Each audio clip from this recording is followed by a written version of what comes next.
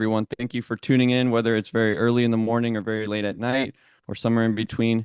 Thank you again for taking the time to check out the projects we're shortlisting today.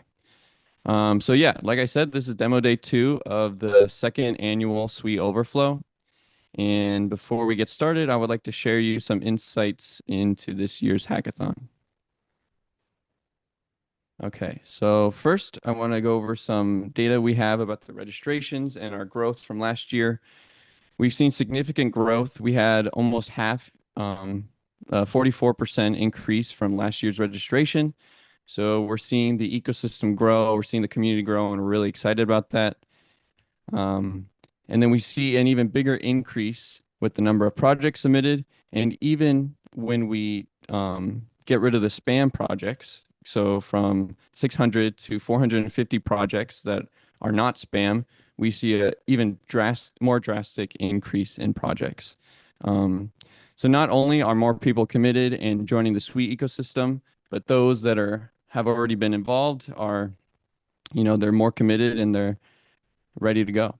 So yeah, that was great to see. And let's look into some registration insights as well. All right, again, same as last year, India took the lead as the biggest nationality as far as registrations go. And then we have Nigeria and China coming up with Vietnam right behind them. So yeah, India is making up half. Yeah, so congrats, India. All right, but that said, we are seeing pretty good growth in most of the communities. And yeah, so it's great. We're seeing growth all over the place. All right. As far as tracks go, entertainment and culture, AI, and infra and tooling were the top 3 tracks by submission. So they make up half of all of the submissions we'll be seeing. And next we have DeFi and the rest of the tracks all taking about the same equal number of percentage of submissions. All right. So every year before or leading into Overflow, we like to host a series of activations across the world. Last year, we only hosted 8 different events, but this year we blew it out of the water and hosted more than double of events, basically triple actually. So these are all the cities that we visited last year or this year, all over the world, almost every continent. So yeah, we got to meet a lot of people. We also have some pictures from this event. Here's one of the Road to Overflow events in Korea. We have a picture from the Road to Overflow participants from Nepal. This is from Tokyo. And I think this is in Nigeria.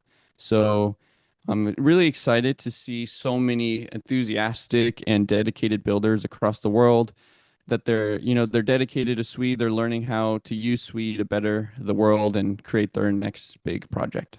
So it was really exciting to see. All right.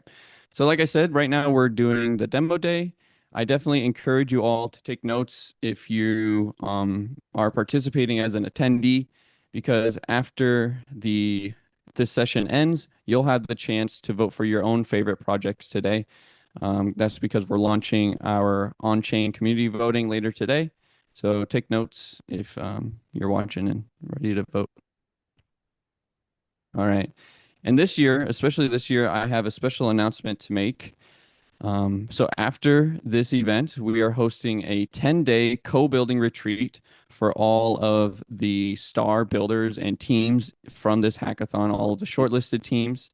We will be co-hosting this retreat. And nonetheless, we will be hosting this in Athens. So we're going to bring all of our builders to Athens and create a co-working space for them for this 10 days where they can focus on building the next big projects to Sui. All right, and we'll be hosting this at our Sui Hub. So this is some pictures from the Sui Hub that we recently launched in Athens. When the builders are at the Sui Hub, they'll be able to interact with the amazing team that we have located in Athens. We have Mizt Labs engineers, Sui Foundation, and people from the Walrus Foundation as well. So there'll be a lot of people to co-work with and chat with. All right, and we're calling this the Ocean DAO. So this is the Ocean DAO Summit. This is the first ever event of this kind that we're doing, and we'll be hosting this in late July. So we're really excited to get all you guys in there, all the builders there in one spot and working together to better the ecosystem. All right. So all of this, all that I've talked about so far, wouldn't have been possible without the sponsors. So I wanted to give a special thank you to all of the sponsors and to highlight them specifically. So these are all of the companies, teams, and protocols that have been sponsoring the that sponsored the Sui Overflow 2025 hackathon. And I'd like to go in further with each one. So first we have Pith. I'd like to especially thank Pith for being the sponsor of our DeFi track. Pith sponsored all of the top prizes in our track. So Pith, for those of you who don't know, is the largest first-party Oracle network for publishing financial market data on chain. Yeah. And then we have Wormhole. Wormhole is the special sponsor for the Explorations track. Wormhole is sponsoring all the top prizes in this track and is the leading interoperability platform for multi-chain bridges and applications. So thank you, Wormhole. And next, we have our programmable storage track, and the sponsor for all of the prizes in this track was Walrus. So for those of you who don't know, Walrus is a decentralized data storage protocol and application development platform. It's built on Sui, so apps that are on Walrus can manage their on and off-chain data via move-based smart contracts. So thank you, Walrus. Next, we have our Degen track, which is sponsored by Uni. Uni sponsored all of the top prizes in this track. Uni is a playful and community-driven crypto project on the Sui blockchain. The name is inspired by Evan Chain's dog, Uni, who represents loyalty, joy, and adventure. Thank you, Uni, for sponsoring. All right, and next we have Alibaba Cloud sponsoring the AI track. Alibaba Cloud is sponsoring the fourth place prize in this track. Alibaba Cloud is the digital technology and intelligence backbone of Alibaba Group that provides comprehensive cloud service worldwide. Thank you, Alibaba Cloud. All right, and next we have Exponential Win sponsoring the third place prize in the cryptography track. Exponential Win is the premier venture capital fund specializing in high throughput blockchain projects. Thank you, Exponential Win, for sponsoring. Next, we have a double sponsorship for the entertainment and culture track. It could not be contained into one sponsor. We have Bucket, which is the leading decentralized stablecoin ecosystem on Sui Network. And we have Dub Engine, which is a developer-friendly Move application engine focused on building high-performance, real-time, and fully on-chain applications. And Bucket and Dub are co-sponsoring the third and fourth place prizes in this track. So thank you, Bucket. Thank you, Dub Engine.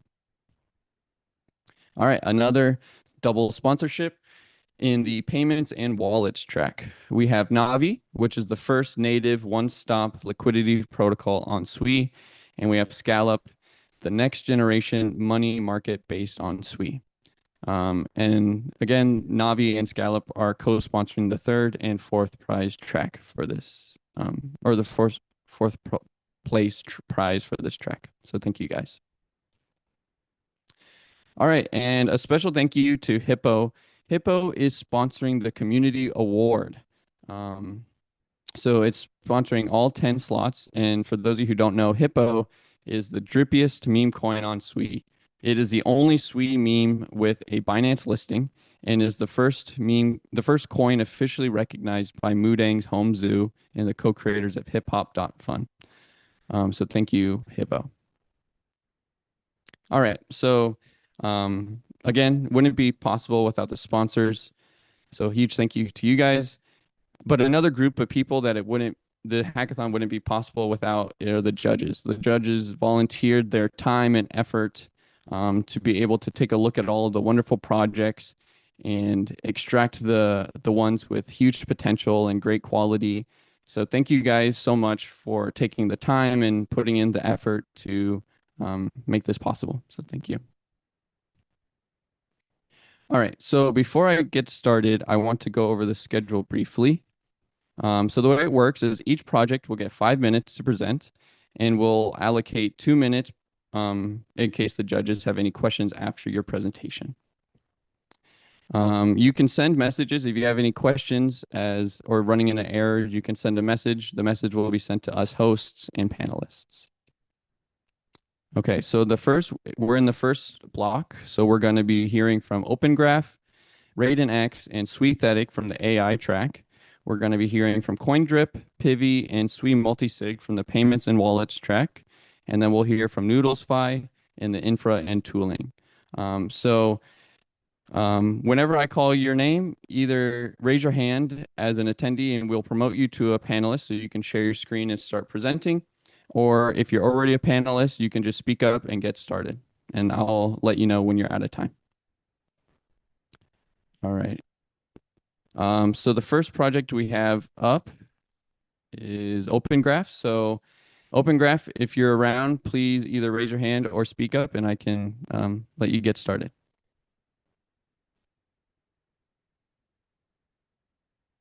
All right, OpenGraph. Jerry, go ahead if you're a panelist. Yeah, take it away. Okay. Please let me share the screen first. Yep.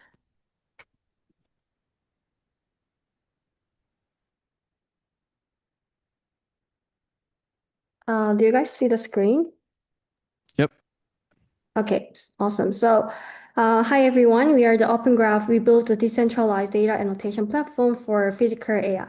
So AI is evolving into physical world. So that means we just not staying in the digital space anymore. Now it's stepping into the real world. Robots, cars, and drones, where the models are becoming smaller but need to be far more reliable because here the failures are irreversible. So the formula that scaled the Gen AI was more data, bigger models, and more compute, but things are different when it comes to physical AI. We need a model that truly understands the real world with the accountable actions. So physical AI, to understand the real world, it needs the real world data, not just any data, but structured, detailed, and context rich. And that's the only way to train the system that can act in reality. So, but here we have really big problem. We don't have enough real world data. So we've got massive data set for text, images, and video, but for robotics, we are stuck with just 2.4 million episodes, and we cannot scale it with current infrastructure. So there's no structure, no standard, no traceability in the space, so that it simply wasn't built for physical AI. So to scale the physical AI, we don't just need more data, but we need the right kind of the data, diverse, structured, and context-rich with the built-in verifiability. And when the data is layered with a clear structure and a hierarchy, from the simple classification all the way to the rich context, that's when we start building the real understanding of the world. So this is where the Open Graph comes in. We turn the raw data set into real-world ready data that is blockchain native powered by the Sui and Walrus, and data is stored on Walrus as blobs and on Sui as objects, giving it structure and standardization by default. Then through the Open Graph Explorer, annotation tasks are posted, annotators are cross-sourced globally, and results are validated. And the payments flow through the crypto rails. And every part of the workflow is verifiable and traceable by the default. And we keep this economical. So AI data is massive, we know that. So we store it efficiently. Let's say you upload 100 images. We turn each one into a byte array, then merge them into one big array and store them on Wallace as one single blob. Then on Sui, we create 100 data objects. Each one points to the byte range for its image in the blob. And at our Explorer, we retrieve them and fetch the blob from the Wallace, get the range from the Sui, slice it, and reconstruct the image and decode it. It's ready to use for the users. And we make it fast and cost efficient. So we are paying just once for the large data set. So, and for the real adoption, privacy is key. That's why we use seal. So to encrypt everything by the default, raw data is encrypted and stored on Wallace. Annotation, the metadata are also encrypted on and stored on Sui. Only the data owner can access the full data set with the annotations. So it stays private, compliant, and enterprise ready without sacrificing the scale advantage for using the blockchain. So let me now show you how this actually works in our interface. I'm trying to upload the large data set of the sea animal. So I will give you the name, descriptions, and text for the discovery. I upload the JPG file and is now uploading on Walrus. The blob is registered here and by assigning the transaction. And at the same time, 100 data object is created by per image. So we are now seeing the objects here. So now the sea animal data set is created and indexed publicly visible on OpenGraph. So the raw data set is now ready for the annotators. So how do people annotate on top of here? So I go to the annotator tab and select the data set. This time is a sea animal. I start to label them. Dugong, sea otter, seal. So and on the right panel, I can check how many tasks I have completed. And once I finish, I sign the transaction, and that annotation is now stored on chain, tied to the image on Sui dynamic field. And let's now move on to label. So when label is confirmed, next we assign the bounding box task around that object. So each label gets a different color, like here, and annotators draw the boxes to define object boundaries and submit. Then we go deeper, segmentation, skeletons, and context attribution was coming up. And this is how the reviewing system works on our Explorer. So our distributed group of the validators come over to review the task that is made by the global annotators. So see whose boxing is right or wrong. So by also signing the transaction, we confirm the task. So, and this is what actual experience looks like for annotators. Anyone can join a challenge and complete the high quality annotations and get paid in crypto. So you can think of us as the decentralized version of the scale AI, but moving even faster with first built-in verifiability, no All right. labeling. Thank you, Okay. Jerry. Yeah, thank you guys. Any questions from the judges, please speak up or raise your hand if you can't speak or put your questions in the chat.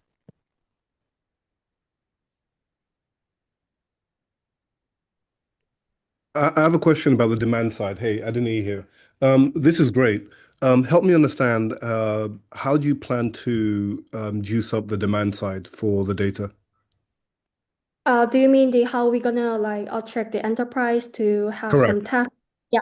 So we're gonna have some data campaign, like public campaign, run by us and see and deal with the enterprise. So we believe the enterprise needs the data that is collected in faster manner, and also if the data is high quality enough for that, then they will definitely will like it. So we kind of tested out on our public annotator challenges and prove the data metric to them, and and convince them to use our platform. So that's like how we are planning to onboard the enterprises. Love it. Thanks very much. Thank you. Awesome. Any other questions? All right. Well, thank you for presenting, Jerry, and thank you. All right. Up next, we have the RaidenX team. So if the RaidenX team could step forward and present. Yeah, let me share my screen. Okay.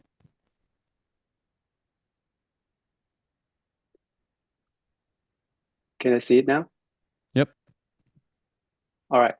So let me present you about RaidenX and what we're building. So first, who we are. We are Sota Labs, a product arm of Suithetic. So we are one of the largest Web3 company in Vietnam. We have 200,000 headcount across 5 different countries. We used to have a track record like we incubated IC Labs, which is the owner of GameFi.org with 200K KYC users, and Seed Incubator with more than 50 million users. We also build other apps invested by Tether, Has, and we also build consumer apps in real life. So about RaidenX, we launched this product like since last year, and we in just a few months, and we have recorded like very good traction. Like we have more than 100K users, 100K wallets, and more than 40 millions in trading volume and few hundred Ks in revenue. And what we're building right now, so we are in the intersection between trading and also data services, infrastructure, and also AI. Right now, we have a very good trading terminal, which is aligning fast, feature pack, and it's built for high performance trading in cryptos. And next, we are we are building AI agent and also let user to trade everything, not just tokens, but derivatives and also DeFi. So today I'm going to show you what we are building on AI. Recently, we just released our infrastructure data services. So as you can see here, right, other developers can access the same infrastructure that we have. So we are among the best data provider on Sui right now. So for example, some of the other projects are using our API, including FlowX Finance or Potato as well. So as you can see here, right, here are our API endpoints. So all the AI developers, if they want to fast track their development, they can just access the high SLA APIs and very data rich and ready-made for AI developments. To demo for this purpose, we also make our own AI agents for this purpose. So let me show you some of the use cases that we made. We have a RaidenX agent. This one is a buy bot actually, and it's being used by 100 of other groups in Telegram.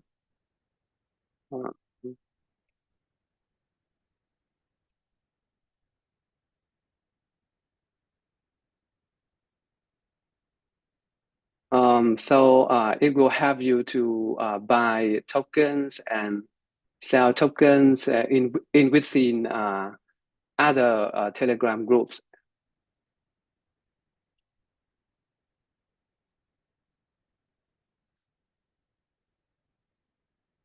So actually, you can showcase your agents and also your buy and sell in all the changes group in Sui. Also, not just trading, you can actually do everything as you can do in RaidenX, but within this agent. Not only that, we also allows this agent to, like, for example, launch a coin.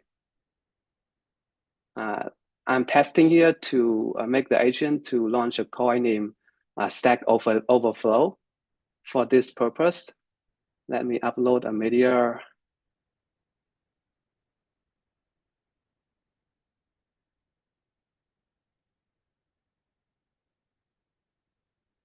And confirm. So this agent will deploy tokens on Moonbag's launchpad, as you can see here. So there's already some user who buy this token. So this agent can also scan all the details about this token, as you can see here, right? The bonding curve, the market cap, also can show the noteworthy holders,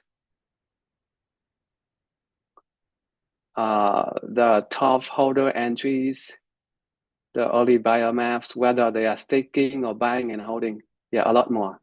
So yeah, that's basically it. Any other developers who want to build AI agent and can tap into the infrastructure that we're providing, you can just go ahead to our developer dashboard here and make an app and access our API. Yeah, that's all. All right. Thank you. Thank you. Yeah. Awesome. Great. Any questions from the judges?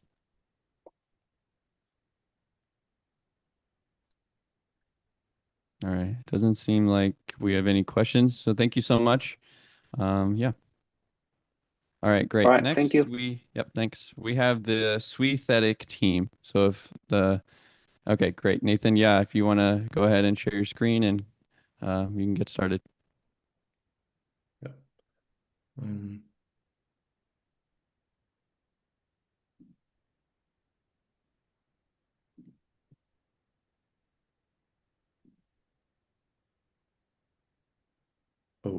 Actually, I need to restart the app to share my screen. Sorry. Okay, we'll put you at the end of this room then, like at the end of the group. So then just stay in and we'll get to you. Okay. All right, cool. In that case, we'll then move on to the Coindrip team. So if you guys are here. Oh, yeah. 1 second to share the screen.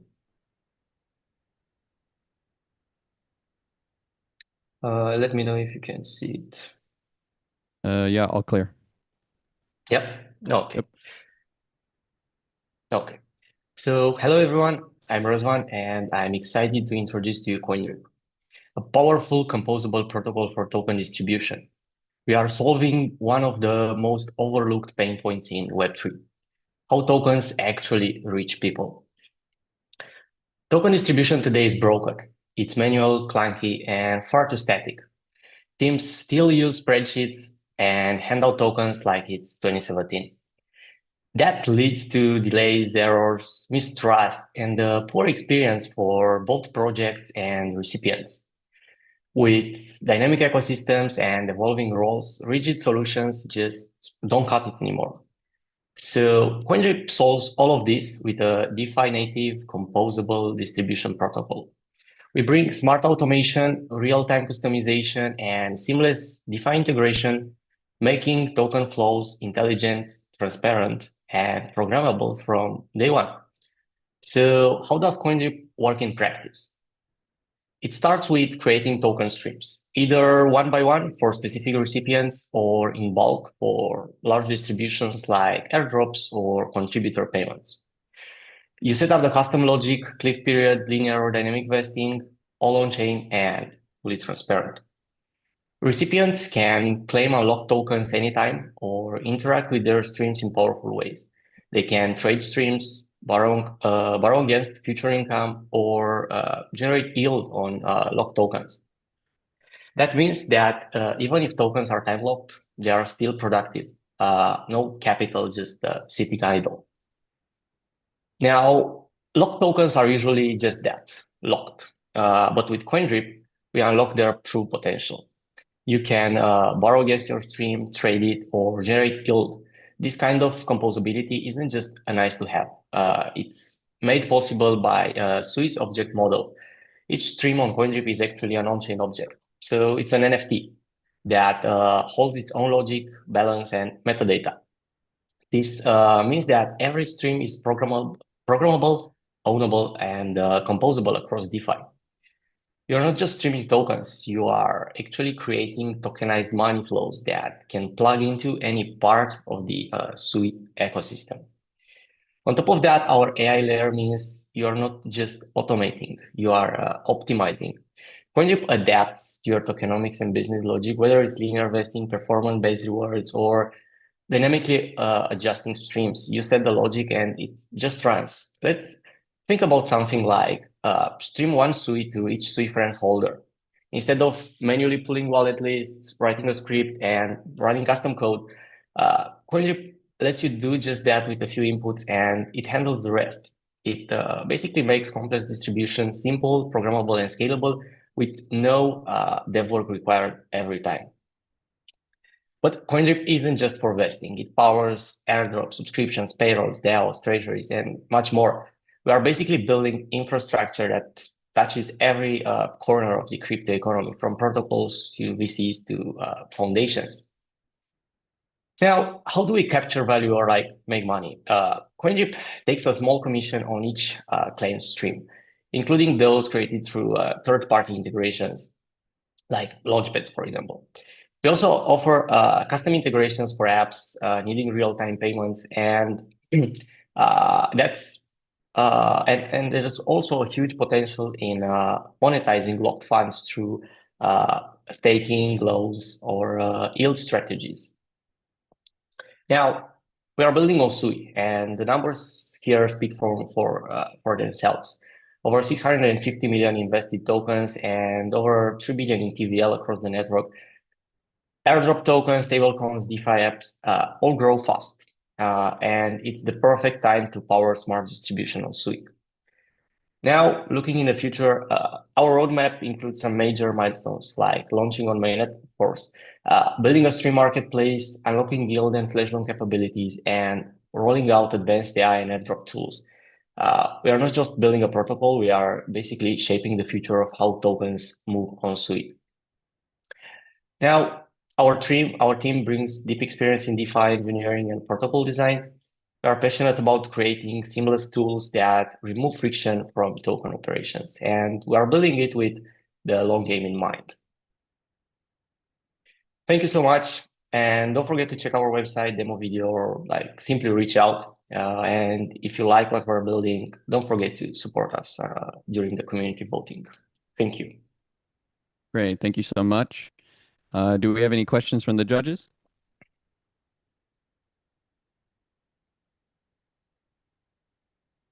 All right. It doesn't look like there's any questions right now. All right. Thank you again. Thank you. All right. Next up, we have the PIVY team. Can you guys? Okay, great. Febby. Hey, okay. Yep. Can you hear me? Yep. Okay, let me share my screen. Hold on. Share sound and then done. All good? Yep. Go ahead. Okay.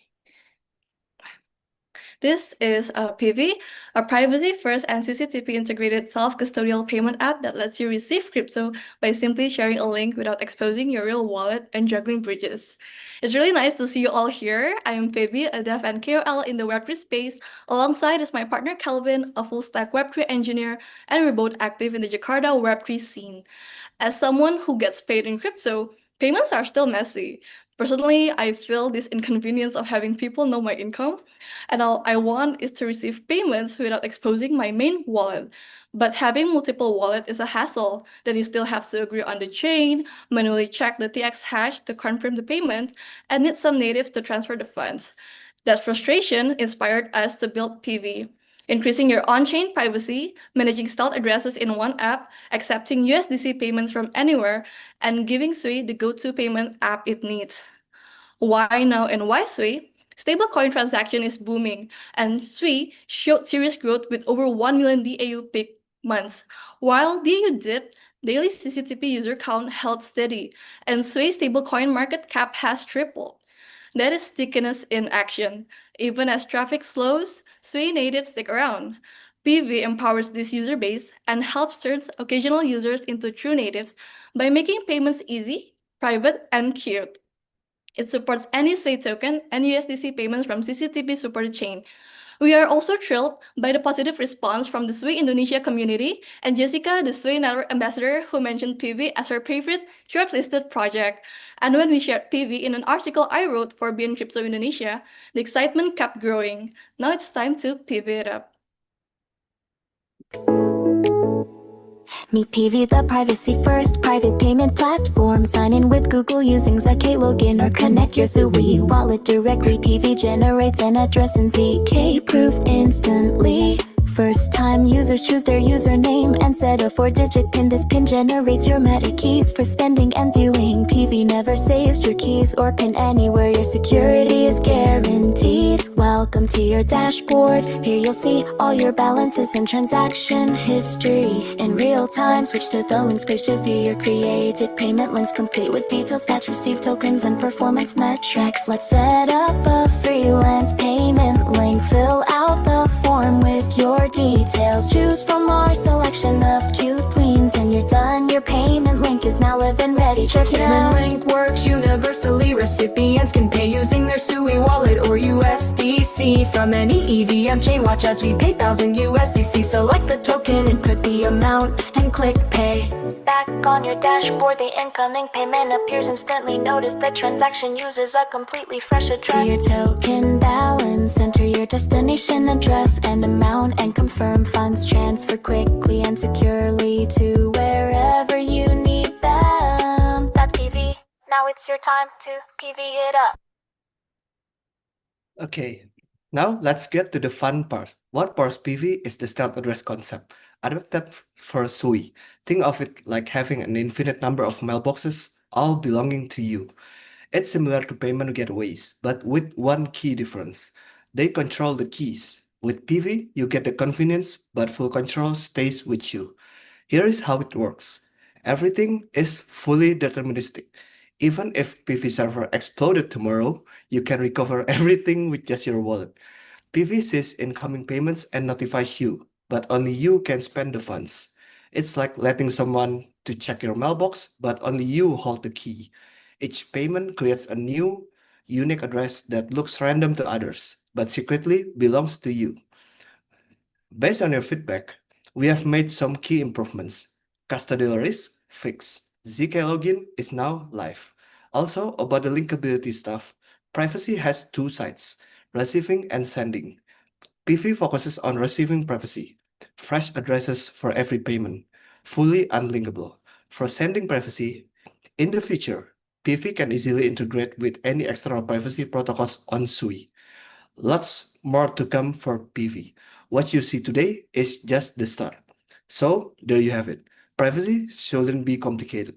Payments shouldn't be controlled by someone else. Practical privacy is the way forward. And it's time to PIVY it up. Thank you. Awesome. Thank you, PIVY team. That definitely was a very exciting presentation. Do we have any questions from the judges? Question. Once you've received the funds, right, what do you do with it? Let's say I give you a link and it generates a new address each time, which is awesome. What do I do with the money after? Okay. On PIVY, let's say you receive 10 payments. It means 10 addresses, right? Yeah. On PIVY, you can easily withdraw it to another address. You can just input the address, input the amount, and withdraw it. It will withdraw from all of the wallet easily. So I think one thing you should probably look to add is just, or let people know, is not to withdraw it to their main wallet, because if they do that, then they lose the privacy, correct? Yeah. That's why we say that we focus on the receiving privacy side. Exactly. That's great. Awesome. Good music, by the way. Thank you. We got another too. All right, sweet. Any other questions? All right. Well, thank you again, PIVY. All right. All right. Next up, we have the Sui Multisig team. Can you hear me? Yep, we can hear you. Oh. Okay, let me see. All right. Screen I can share. Yes, this is the right one. You see the slides? Yep. Okay, perfect. We are the Sui Multisig team, and we wanted to solve a problem. We all know the web multisigs can be risky. We know about the Bybit hack where the Gnosis Safe UI was compromised. This means users can't always verify what they sign. External infrastructure introduces new attack surfaces. So what is our solution? We have built two tools that share the same vision: to manage your multisig locally and secure. On the one hand, we have a CLI tool. This is aimed at developers. It requires some technical knowledge, but the features are more, the possibilities are endless. There's no front end, so no front end attack surface. You can run it all locally, and your private keys never leave your machine. It's completely open source and transparent. And on top of that, we have also a local web interface. Again, you can run this locally, so there's no server-side dependencies. And with this, you can create, view, approve, and execute multi-sig transactions. It's beginner-friendly, and it's designed for teams and non-technical users. So let's look at the demo. First, I will show you the multisig CLI tool, and Casper will show you the front end. So our CLI tool is published on npm, and you can install it with npm install. And after you installed it, we can look at the README and run through all the steps. We run Sui multisig setup, and we select from our existing wallets which one we will include, and we can give it a weight. I will give it a weight of 2. And when you're done adding all the wallets, I will add just one for the demo. You hit enter, and then you set the threshold. I will just set 1. And we can set a wallet, and we'll just call it Sui demo. We can set a name for the wallet. So now the wallet is created and it's saved. And we can move to the next step. Sui multisig create. This allows you to create a transaction, and I select the wallet we just created. And here we can select all the transaction types that are possible. We can publish or upgrade a smart contract, call a function, or do a transfer. I want to call, and let's have a look. I have the package address right here. We paste in the package that we want to call, and it lists all the modules, the counter module. It's a very simple one, and I want to do a create counter, and it takes no arguments, but this is how easy you can create a transaction. And now we want to have a look at all the transactions that are available. And here we can see There's multiple available. The most recent one I want to approve. Here we can see an overview of this transaction. And then I select the address that is signing, paste. Transaction is now signed. And because we only have one signer, we can now execute. Again, we select the wallet, we select the transaction. It combines the signatures, submits the transaction, and there you go. And now Casper will show the web UI. Yes.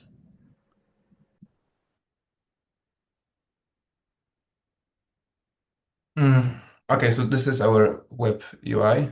This is optional. And so it's on testnet. We connect with Sui wallet. And as you can see, I'm already here and I can create new wallet. We are using formatted public key. So I'm using only one, but we can add multiple wallets and define threshold and also the scheme of the key. And this is the address. We would download the configuration. This is JSON file, which I have already loaded here because we have limited time. And then this is my address that has 09 Sui, and this is the balance of the multisig, and I will transfer 0.3 Sui. So this is what I ran it with CLI. I will sign as this. And once the signatures are collected, like there's only one here, we will exit. When we reach the threshold, we will execute the transaction, and we can verify that the transaction was successful. So Arjan, you can finish.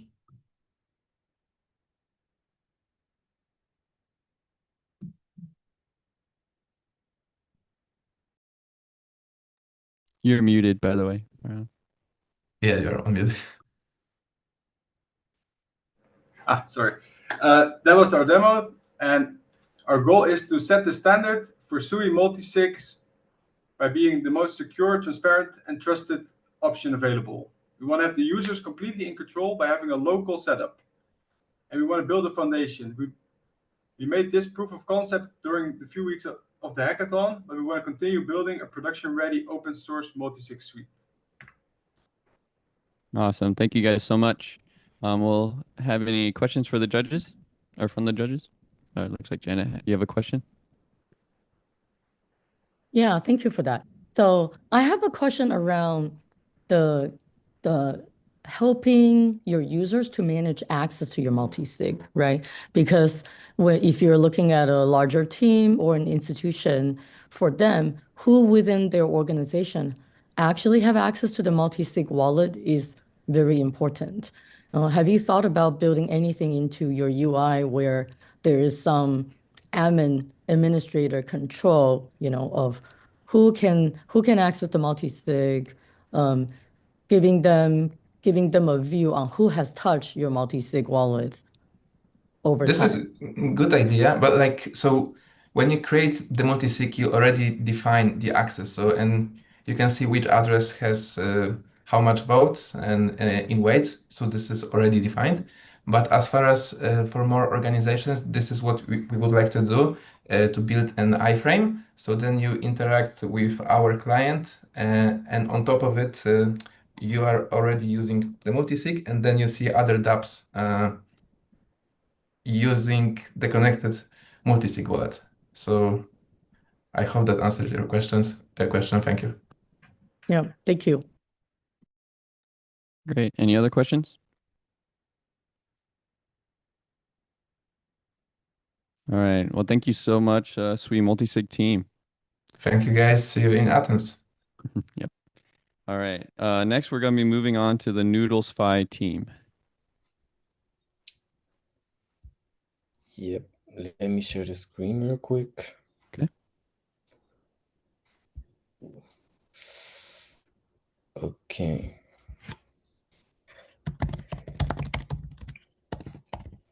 Sorry, I didn't have the permits on.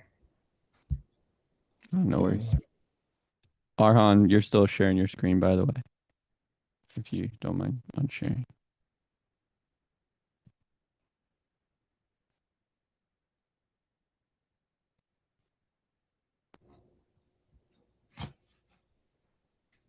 Okay. Are you able to share, Adrian? Yeah, I can do it now. Sorry about that. Okay, yeah, no worries. Boy, can you see? Yeah. Okay. Oh, hold on. Yeah, okay. I'm Adrian from Noodles 5. Yeah, thanks so much for having us. A bit about our team first. We've been building in DeFi for about 4 years. Previously, we did MinSwap, which is the largest DEX on Cardano. So, yeah, we've been building. Our focus has been building DeFi, consumer-ready DeFi products. That's what a DEX we feel is, and that's what we've been wanting to do with Noodles.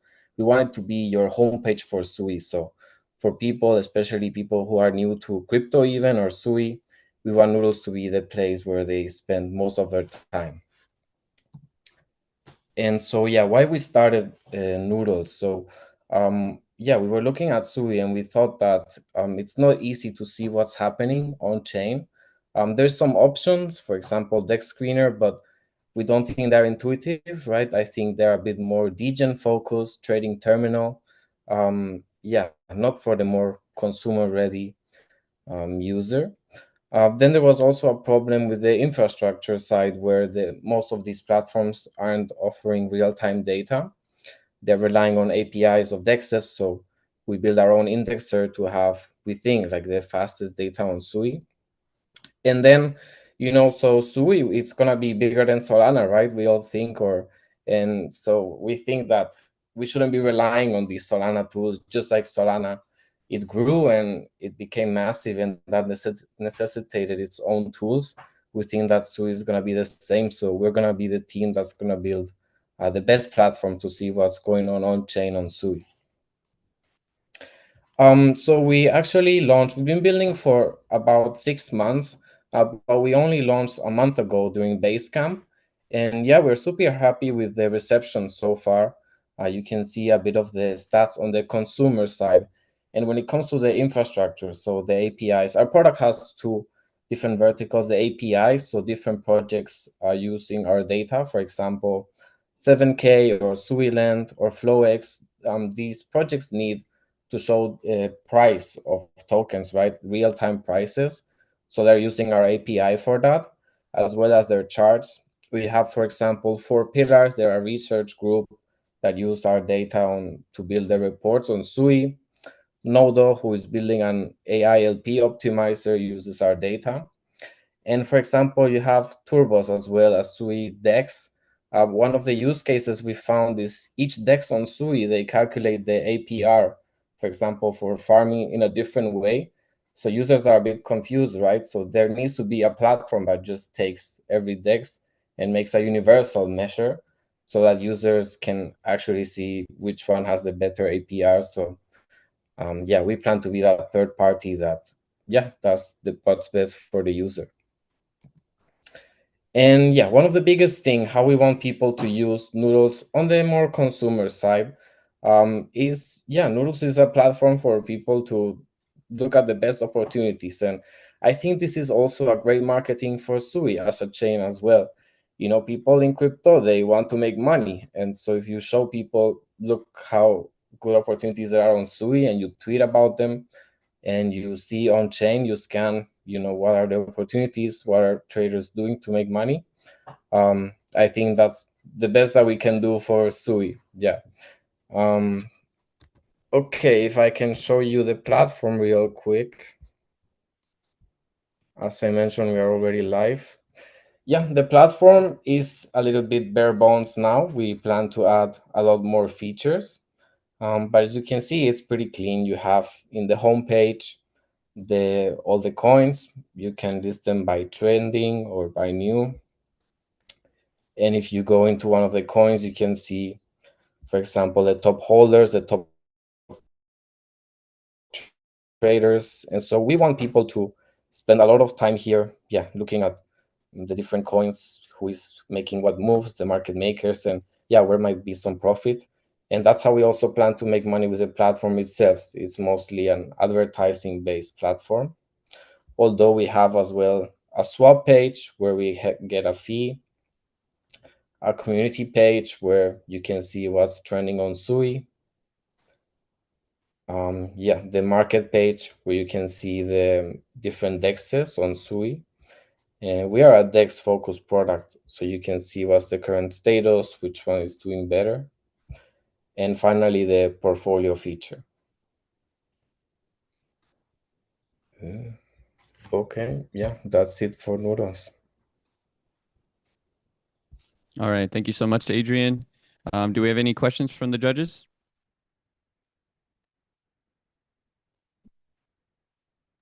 I have a quick question. Go ahead, Janet. Yeah. Who do you think are your competitors in the Sui ecosystem today? Yeah, good question. I mean, we see our competitor as Dex screener. We want people from outside of Sui to come in and use Noodles.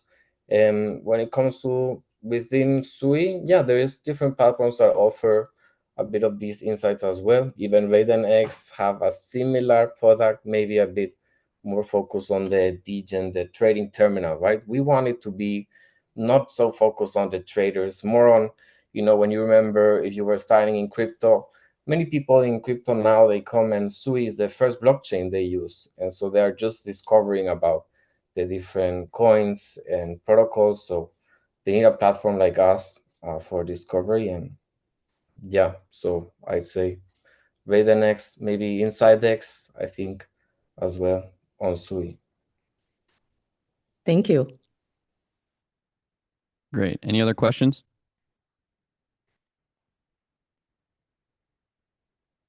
All right. Well, thank you so much, Adrian. All righty. Well, next we are going to be moving to the Suithetic team.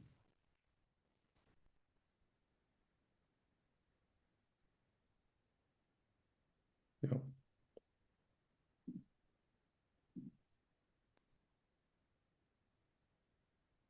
Can you see my screen right now? Yep, all clear. Okay, perfect. So, hello everyone. I'm presenting Suithetic, the first platform to generate verifiable synthetic data on Sui. As we all know, data fuels AI, but what if the specialized data sets you might need don't exist, or the quality you want isn't there? And in fact, is a common problem on Hugging Face, a top AI platform. Over 30% of the top 100 text datasets are synthetic datasets. So from complex model reasoning to specialized medical datasets. And synthetic datasets are clearly on the synthetic datasets, sorry, are clearly on the rise, as we can see with the rapid market growth. Now, how are these datasets created? So we can run the model locally that offer both control and trust, but that can be tough for large models. So the compute power required is often too big, and thus the inference is too expensive. So many uses hosted AI services, but the risk is that the provider might secretly lower the model precision to cut costs and speed things up. This means weaker synthetic data and the model more prone to errors and hallucinations, undermining the AI you're trying to build. So Suithetic solves this trust problem. We use verifiable compute from Atomic Network to ensure the model runs at their true internet precision, and this gives you the verifiable high-quality synthetic data. So we use Walrus to store the dataset, and we encrypt them using SEAL. So let's have a look. On the main page, we can see the created datasets, and this is in fact a small marketplace because you can find and buy accesses to datasets. But let's focus on the creation. So we offer templates to make it easy. Let's start with a medical dataset. So the first element you can see is the base dataset from which the synthetic data will be generated. And Suithetic now supports most of the 200K text dataset available on Hugging Face. And for advanced usages, we support structured outputs. So these techniques constrain the model to output something in a very specific format. And this is, by the way, the backbone of all the agentic applications. And in this case, the model should output a label and an explanation for this label given the medical transcription. So we can start the generation process. But as this can be time consumer, we will look at this one who is already generated. So once completed, you can encrypt and upload the dataset to Walrus. So this will take some time as it's in the testnet. Okay, so that's successful. And then we can lock the dataset to make it public and available to everyone. Yeah, so once created, you can see that we are loading and decrypting the dataset using the seal protocol. And critically, every row can be verified by its digital signature. So we can see that the last row is not verified because there were an issue with the generation.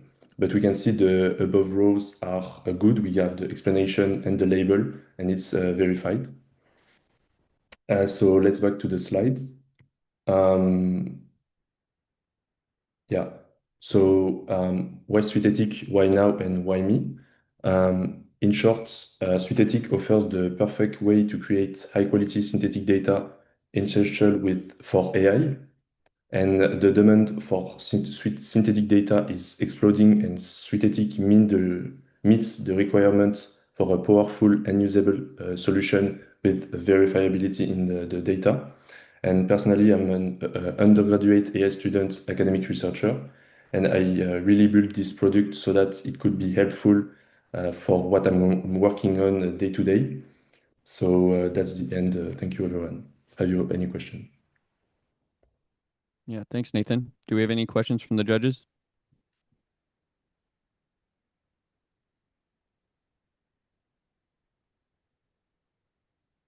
All right, doesn't sound like it. Looks like you nailed it, Nathan. Thank you so much. Thanks.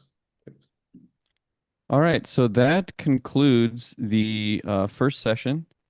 We get to saw from everyone in this block. We will reconvene at 10 past the hour. So in 13 minutes, I will start a timer for when we can get started.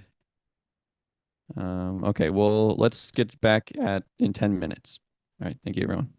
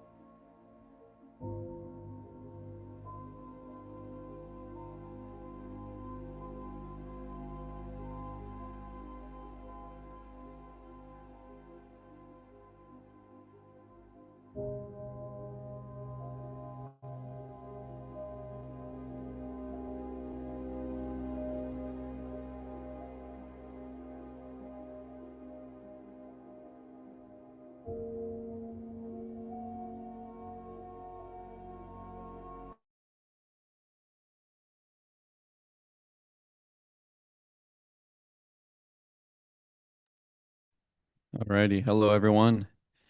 Welcome back. We are just about to get started on our second session of today's demo day. Let me show everyone what our schedule is going to look like today. Okay, so this is the 9 a.m. block, the second session. We will be hearing from the following teams. We'll be hearing first from SuiSQL, and then we'll be hearing from Suipulse and MicroSui framework, and those three are in the infra and tooling track. Then we'll hear from Exclusuive in the entertainment and culture track. We'll hear from Kensei in the Degen track, and Chatiwal and Archimeters in the programmable storage track. So again, I'd like to thank all of our sponsors and our judges for making this hackathon possible. We're really excited. We saw a lot of exciting projects, and we're really happy to start showcasing them. So let's get started. So the first team, SuiSQL, if you're here, yeah, I see you. Hey there, yeah, go ahead and take it away. Oh, and for those teams that don't know, you'll have 5 minutes to present, and then we'll give you 1 or 2 minutes for judges Q&A afterwards. Can you see my screen? Yeah, all clear. Yeah. Hi, my name is Jacob. First of all, thank you for helping me join it. For some reason, it was one of the challenges of this hackathon, joining this workspace. I saw Henry did some magic, and it suddenly lets me in. Thank you. So, there is a question every developer thinks about when starting a new Web3 project, and often many times as the project grows. Which data should be stored on-chain and which should remain off-chain? Under this question, there are many deeper ones. Is the schema likely to change? What level of trust and security is required? Will we need complex logic and queries? What about RPC costs and caching strategies? And the one that annoys me a lot, why we need to set up another Amazon AWS or MongoDB Atlas account if we are about decentralization and already runs on Walrus sites. So our hackathon entry, SuiSQL, aims to bridge these two paradigms with the power of Sui and Walrus, bringing relational databases into the Sui ecosystem. SuiSQL stores data on-chain using Sui objects and Walrus blobs, while a local SQLite engine handles queries on the client side. There is a smart algorithm which helps synchronize data between client and blockchain and can save it as history of SQL patches, binary diffs, or full database snapshots as Walrus blobs. With the SuiSQL SDK and move packages, you get the power of SQL, a hassle-free setup, and the trust and transparency of blockchain-based data. We built a simple web application. It's inspired by classic SQL tools, which help you manage your databases on chain. There are a few sample databases you can browse. And on our GitHub, we also have command line tools to seed these databases.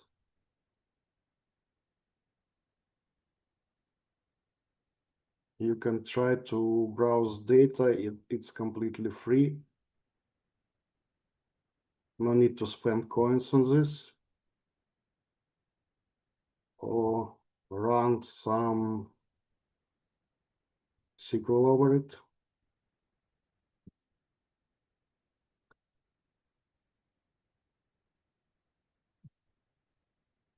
Or you can try to create your own database.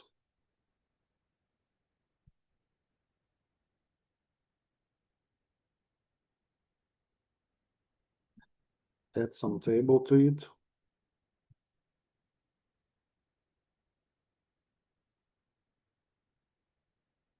add some data. See it there. We can update right from it and synchronize it to the blockchain. Oops.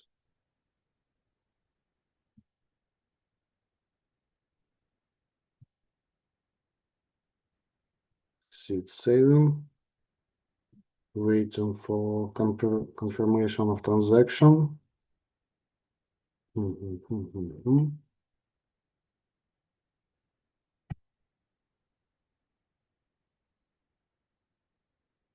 Okay, let's see.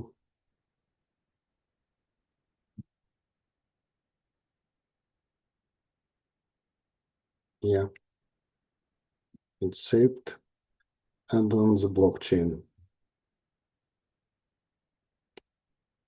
This tool and few command line interface tools are available on our GitHub. Everything is open sourced. Feel free to take a look and check.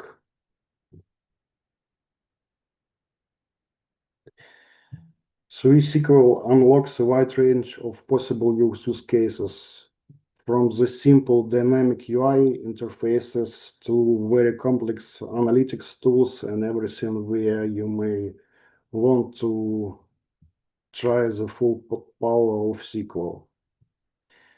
Also, it's built to be very extendable, so from basic encryption of databases to store data on chain to very complex paper query tools.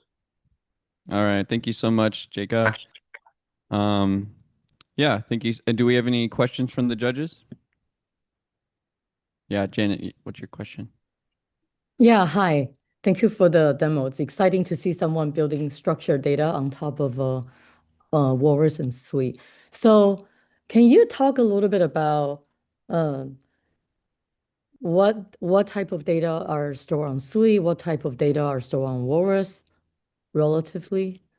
Yeah, basically it's all mostly about size. As on Walrus, we can basically store any amount of data, and on Sui object we can store up to 200 of kilobytes. I made SDK to limit it on 100, and if database grow behind this level, SDK sends the data to the Walrus and clamp everything on the Sui object, letting you make another portion of smaller updates as the Sui object updates, which is a little bit faster than storing the blob on Walrus. So 200 kilobytes is around your threshold of deciding. Something like this, but I made it a little lower just, to feel safer. Sure. Okay. And that's great. And another question is, have you thought about performance and long-term scalability? So for example, when you're writing to Walrus, are you maybe having to buffer data if there's a lot of uploads? And yeah. This is actually a very good question, because I implemented two types of upload to Walrus. One with Walrus SDK, which send the data to all the nodes of Walrus, which takes around 1 minute in the very good case from the browser, because there are limit on concurrent requests. And there is a second possible option is using publisher URL and setting up your own server, which handles this as more binary application, like your own node, which will do it faster, or even just cache it, return your results that it's okay, and will send the data to Walrus in the background while and just continue to use database as it is. For smaller updates, like adding few rows, it's just the matter of submitting the transaction to the move package, which updates the field on the database object. It's very fast. Great. And one last question. How do you plan to find users? Good question. I'd like for users to, I'd like our developer community to take a look at it and ask somebody to collaborate and probably help them to adjust it to their needs and make it ready for production. Thank you so much. Thank you. Awesome. Thank you, Janet, for the amazing questions. Any other questions from the judges? All right, great. All right, cool. Thank you, Jacob. Let's move on to the Suipulse team.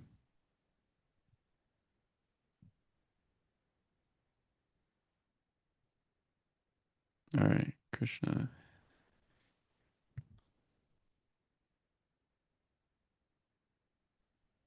Hey guys. Hello. Take it away. My screen visible, right? Can Yes. anyone confirm? Yes. So, hey everyone, I'm Krishna, and I'm incredibly excited to introduce you to Suipulse, decentralized real-time data mesh built natively on Sui. It's a protocol. If Kafka and Web3 had a child, this would be it. So let's dive in. Let's discuss a little about the problem we are trying to solve. Blockchains are great for immutability, security, and decentralization. But let's face it, they suck at real-time data, whether it's DeFi dashboards, IoT sensors, or multiplayer games. Current solutions buffer, lag, and often break. So Web3 desperately needs a Kafka-like infrastructure to build real-time DApps.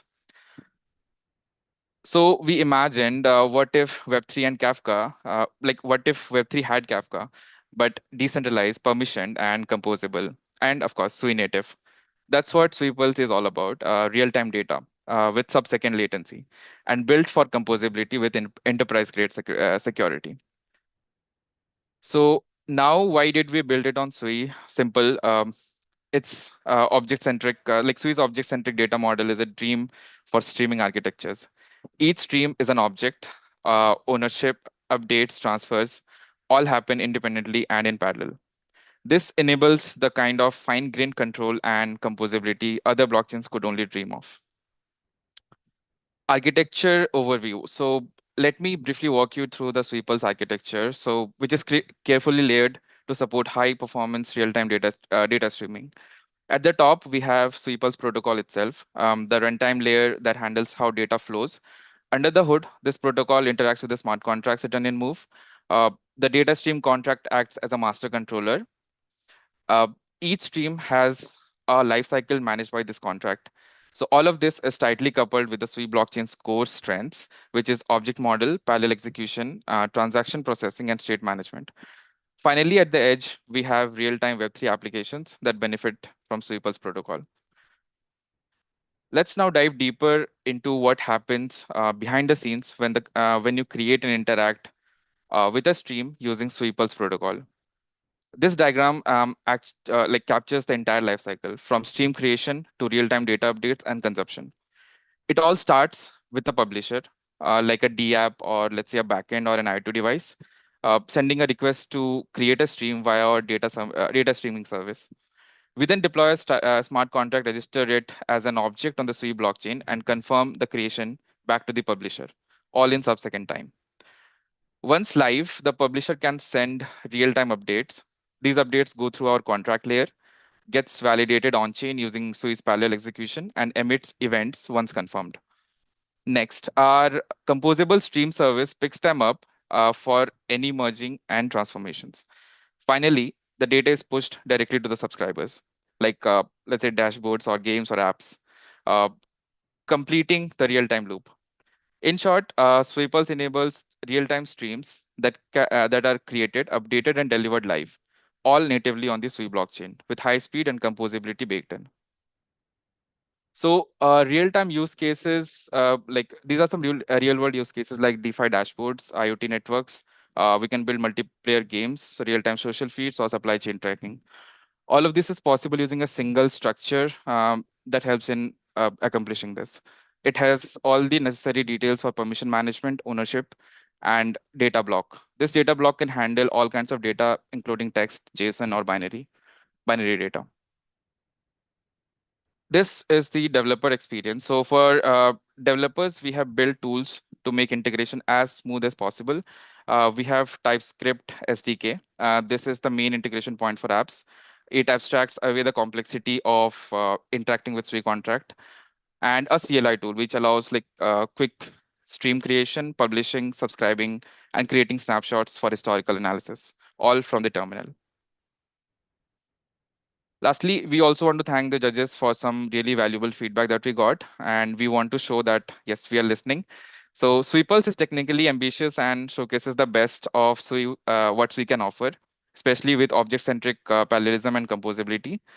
But we know adoption isn't about just the backend. We are building better onboarding docs, video tutorials, and vertical specific starter kits to help like DeFi teams, game studios, and social app developers plug in easily. We have also taken the feedback about like read latency seriously. Like unlike Kafka, where data access is instant and flexible, blockchain introduces trade-offs to address. Okay. Thank you. All right. Thank you, Krishna. Do we have any questions from the judges? Yeah, go ahead, Janet. Yeah, hi. It's really exciting to see your efforts to build a real-time pipeline on top of Sui, because Sui's super fast consensus is somewhat what makes that possible. What do you think are the most difficult technical challenges ahead of you? Of course, like the RPC servers that we have, RPC nodes are not always, active. So that is a major challenge. So, so this challenge we are trying to tackle using like deploying our own custom RPC nodes, so that the developers which are developing on top of it can benefit from it. And of course, like the indexing is a major challenge. So with increase in users, like there will be always a greater latency. So we'll try to overcome that. But yeah, we are working on that actually. Got it. Thank you very much. Very exciting project. Thank you. Great. Any other questions? All right. Well, thank you so much, Krishna, for showing us your project. Next, we'll be moving on to the MicroSui team.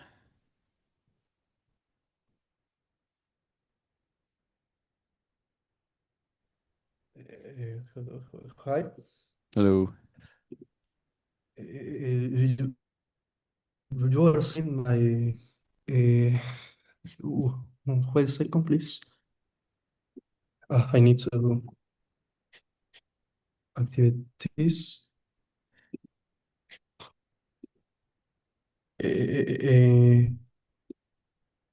Sorry. No worries. If you need, oh, you got it. Okay, cool. Yep, we can see this. Yes. Yeah. Yes, excellent.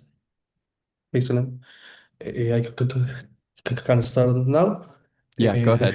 Hello, everyone. Well, the Sui network is one of the most advanced blockchain. We all know that. It's not a mystery. We have velocity, it's fast, it's scalable. We have the move language, a very powerful tool, and we are already seeing incredible the apps, wallets, DeFi protocols, games, root for storage, tools like indexers. I mean, Sui is amazing, and we know about that. But if we take a step back, at the end of the day, everything built in Sui lives purely in software.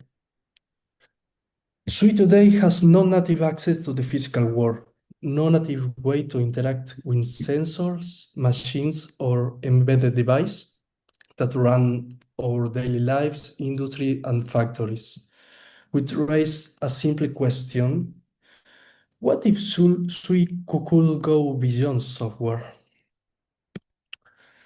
Well, now let's talk about factories, industries, and machines. The real world, the one that produce food, cars, energy, and materials, is built on embedded systems. assembly lines, PLC, industrial sensors, smart controllers. It's all about microcontrollers in that environment. This massive ecosystem represents trillions of dollars in infrastructure and across traditional industries. Today, Sui has zero presence in this space. No factory can sign a Sui transaction, no microcontroller can react on chain. There is no way for the Sui ecosystem to speak the language of the machines. But if we can connect them, if we can bring the Sui to the industrial hardware, we unlock a massive new wave of adoption, not just for retail or DeFi users, but DeFi users from government, factories, corporations with real budget, real money, and real world needs. And that is the door that MicroSui is opening. MicroSui is a lightweight open source C framework because in the embedded world, the common denominator for programming microcontroller is, in the vast majority of cases, the C language. So MicroSui brings full Sui protocol support to virtually any microcontroller. Our aim is to make all the transaction flow in the chip.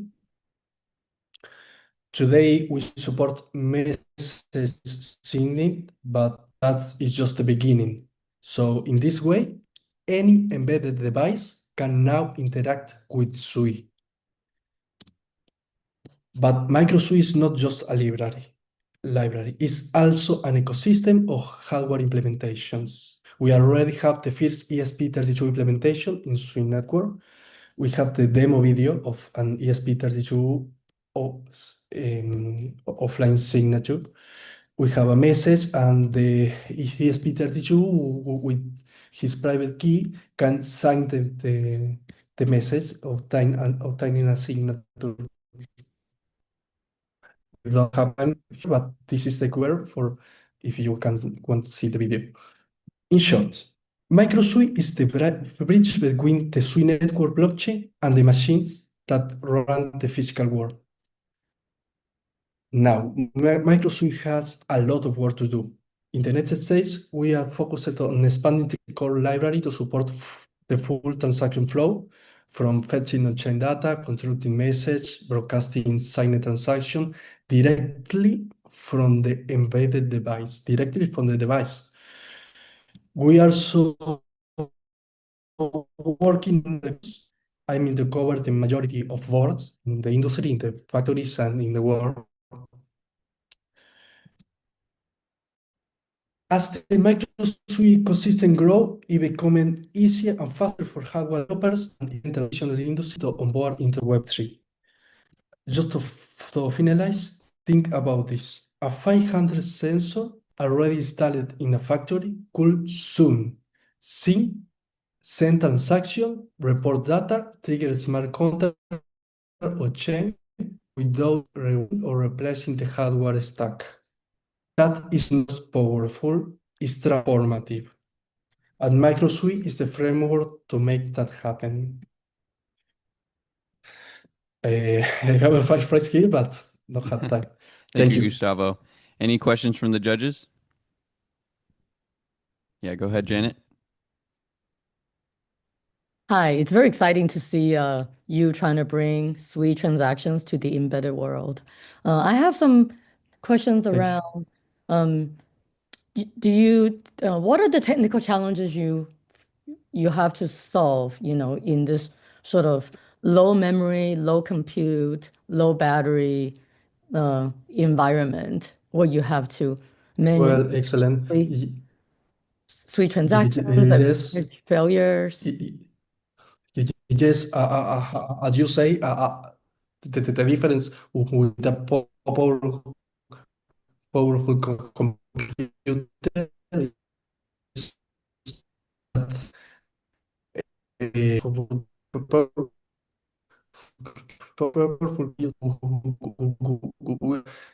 perform this transaction without a problem. In these microcontrollers, maybe some transaction we are not able to make it, especially in the most constrained in the more cheaper microcontrollers or 8 bits. For example, maybe there is some transaction that we cannot make there, but sync message, for example, we can make that in any microcontrollers. So it's about power. It depends the microcontroller. Great. Awesome. Thank you. Any other questions?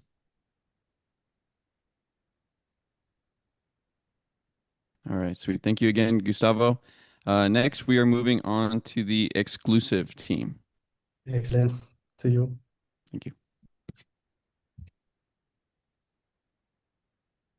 So, see how I can close this.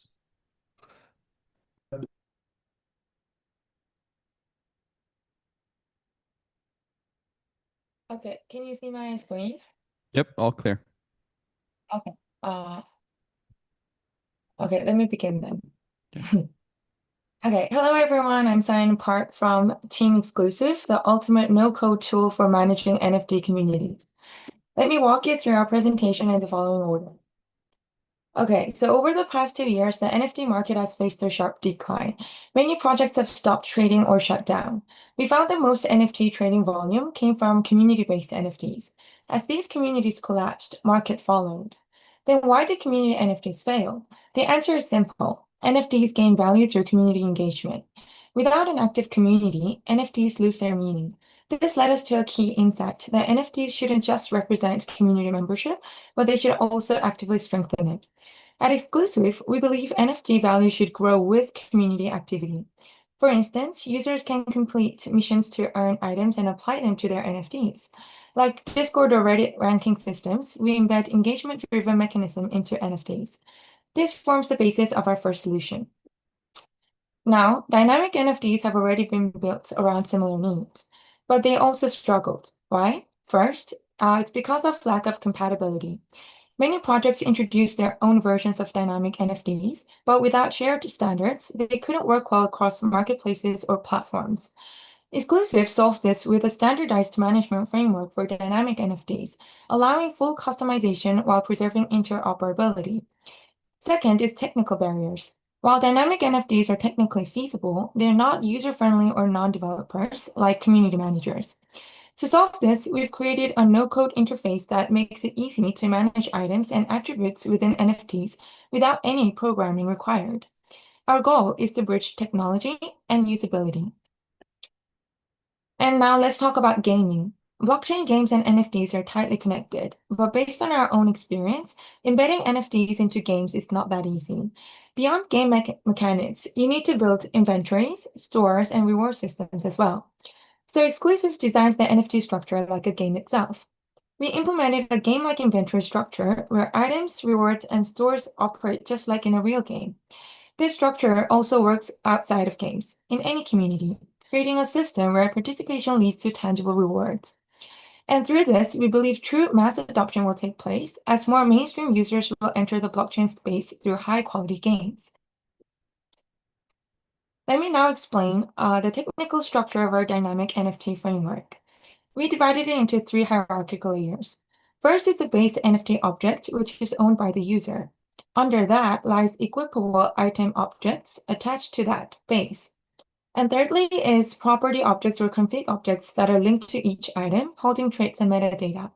This layered structure allows users to freely customize and combine items with on-chain reflection of attributes that affect function and value. It's flexible and expandable, making it suitable for any project or community. Now, let's move on to one of our core features, membership policy. In Exclusuive, once a user holds a specific NFT, they're considered a part of that collection's ecosystem. When users participate in the community, they earn what's called tickets. These are not just points, but a ranking system that reflects contribution and status. This was inspired by Sui's transfer policy and the kiosk system. We extended this idea to build custom stores for each collection. In each store, the admin can set prices and conditions for item purchases, and users can buy items by themselves with tickets they've collected once they meet the condition. This provides a Web2-like store experience, intuitive and familiar, while also reducing the management burden by automating NFT distribution and customization. Here is our service architecture diagram for your reference. We are proceeding with the Walrus integration based on the feedback. Feel free to visit our website and explore the features yourself, as well as don't forget our demo video. And for our milestone, our roadmap has 4 steps. First step is no-code UI for managing membership and dynamic NFTs, which is already live and usable. Next, we provide a developer library for easy integration and customization. The third step would be to apply a membership policy to existing NFTs for broader compatibility. And lastly, we would like to improve UX and operations with features like batch and sponsored transactions. We are a 7-member team from Yonsei University's blockchain club Block from South Korea. With experience in multiple hackathons, we've built game projects and ERC 6551-based NFT systems, earning several awards. We also launched our own NFT project called Topami, building a student community of over 1,000 members. This hackathon is our attempt to tackle the core issues we've faced in the NFT space firsthand. NFTs are no longer just collectibles. At Exclusuive, build your own ecosystem your way. Thank you. Great. Thank you so much. Do we have any questions from the judges?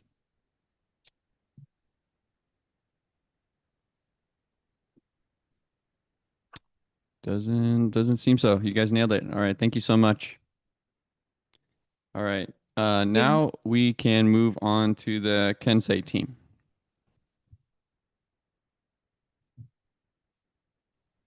Okay. Hi, everyone. So can you hear me? Yep, we can hear you. Okay, so let me share my screen.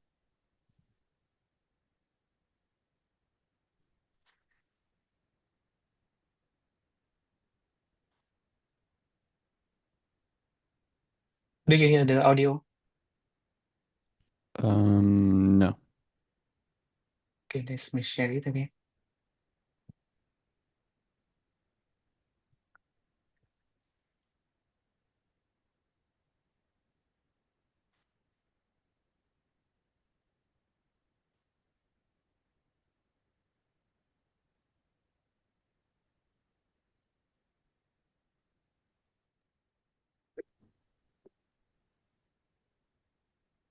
If you need more time, we can move on and come back to you. So that would work.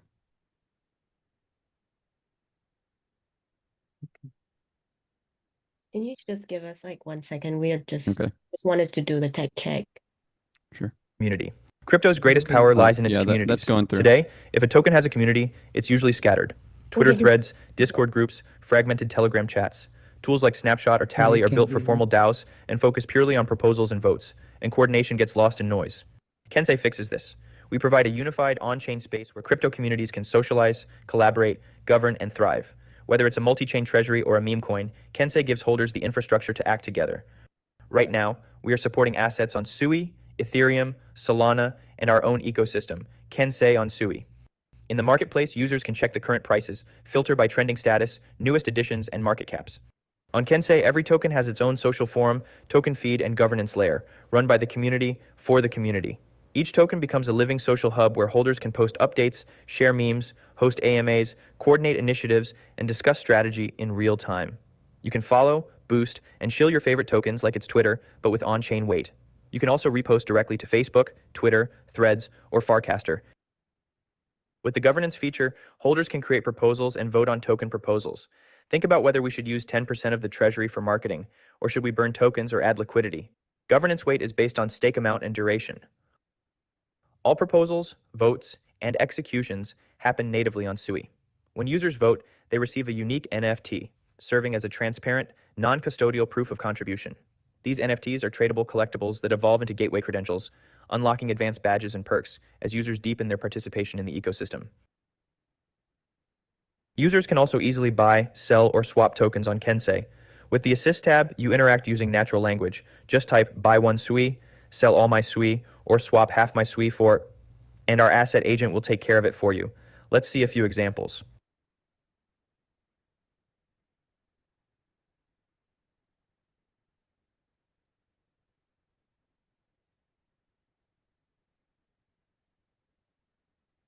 Our multi-agent AI framework analyzes trends, tracks whales, and surfaces promising tokens. Ask it to show whale movements for Sui, sell $100 worth of trending coins, or rebalance my holdings for lower volatility, and it will execute with precision. Our news agent keeps you informed in real time. Ask it about any token, and it will crawl relevant on-chain data, social mentions, and even plug into sources through our MCP server, ensuring you get fast, context-rich updates without having to leave the app. The AutoShell agent helps your token grow its visibility across social channels. With one click, it auto-generates a polished caption and a realistic video using Google VO3, no editing needed. Whether you're announcing a new proposal, hyping a meme run, or just boosting visibility, you can instantly post to Twitter, Threads, Farcaster, and more. It's the fastest way to get your token noticed without leaving Kensei. Kensei also includes an AI agentic launchpad. You can create a new token in seconds by prompting our agent or inputting details manually. The newly created token gets a social profile, posts, tags, and community features immediately. Every new token is instantly tradable through a bonding curve-based virtual liquidity mechanism.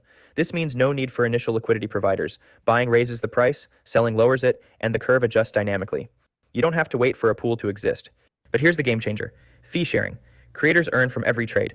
Every trade generates a 1% fee, 50% maintains trading liquidity, 50% goes directly to the token creator. When the community trades your token through our bonding curve system, you automatically receive a share of the trading fees. No complex contracts, no manual setup, just create, grow your community, and earn as they engage. These earnings accumulate on-chain in real time. Creators can withdraw accumulated fees instantly with a single transaction. This means the most active, engaging tokens naturally reward their creators the most.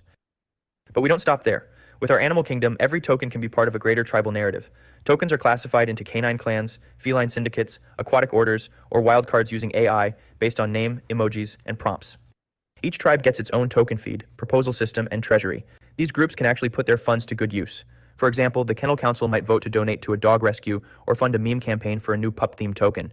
It's a simple way to turn online coordination into something that matters in the real world. Kensei's architecture is built for on-chain governance and community coordination. Our SocialFi engine turns every token into a governed, community-powered asset on Sui, leveraging its speed, low fees, and composability. Users can stake Sui or newly created tokens directly in-app to gain governance power.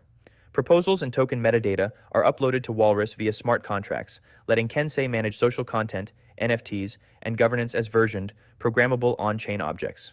We believe crypto deserves more. Every token is a story that we get to own and tell. That's why we've built Kensei as a composable cross-chain protocol, a foundation for token-based communities across Web3. The Kensei token fuels this network, enabling access, utility, and ownership across a growing ecosystem of integrations. We are a university team working hard to give all tokens the infrastructure they need to evolve beyond hype and into history. We are Kensei, and this is just the beginning. Yeah, we missed like the first 10 seconds, but basically we are building the social file layer for tokens on Sui. Thank you. Awesome. Thank you, guys. Do we have any questions from the judges?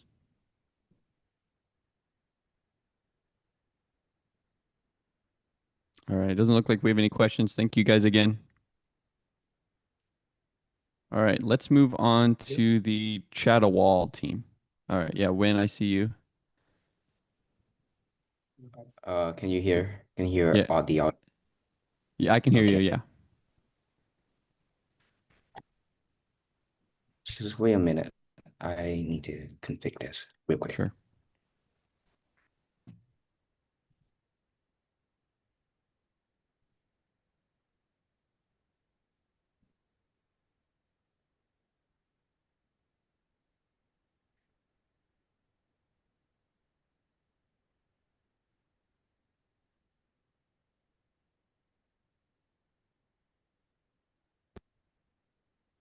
Where can you see the screen?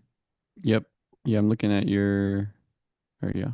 Yeah, I can see your screen. Yep, I see your presentation. Okay, thank you. Thank you for having us here.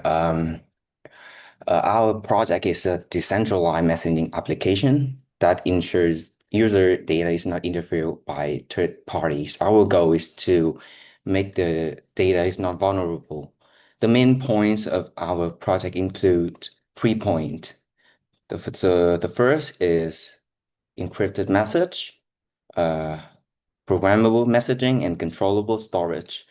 So about encrypted message, the messages are encrypted by seal and transmitted by a bleed. When user wants to read the message, they will perform the process of getting keys from seal, and seal will check the access rights on the contract. and return the session key to users. About the programmable message, the message can be customized with different policies such as time limits and read account limits, and in the future can be developed to allow users to personalize policies. Encrypted messages are stored in walrus and then minted as NFTs and sent. About controllable storage, the snapshot feature allows users to save conversation using decentralized storage.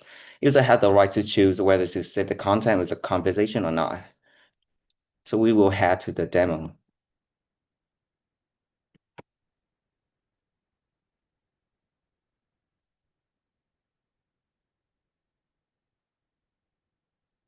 So here we will have the function to create a group.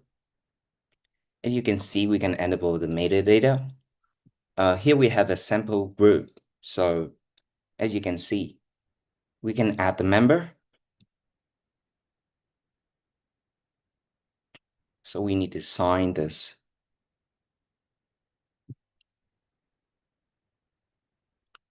So here the member is in the group. So about the message, if you want to see the message, you will need to create a group key for the session key.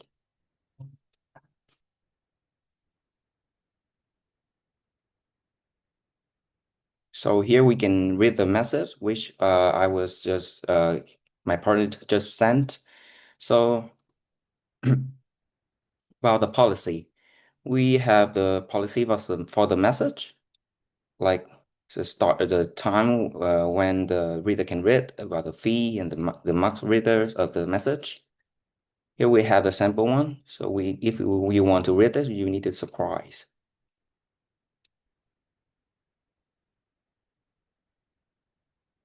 So after you surprise the message, you need to cipher the keys, and then you can read the message. And also we can send the media too.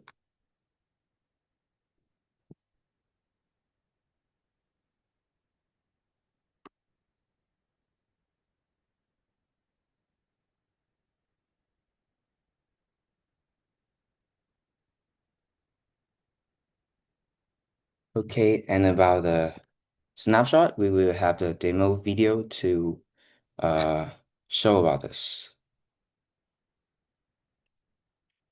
So to create the snapshot, the user had the choice to whether they can save the data of the conversation or not. So as you can see, we are trying to snapshot the conversation.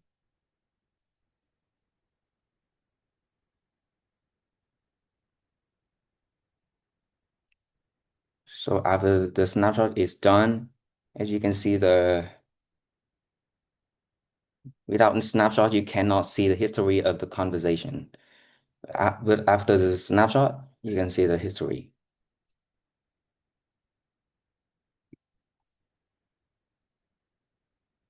And so that's all. Do you have any question? Awesome. Thank you, guys. Yeah, any questions from the judges?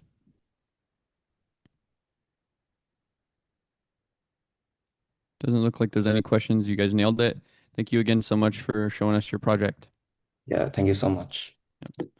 All right, and next, our final project for this session is Archimeters. Harper, I see you. Yeah, go ahead and take it away. Hello. Can you hear me? Yeah, I can hear you. Okay. So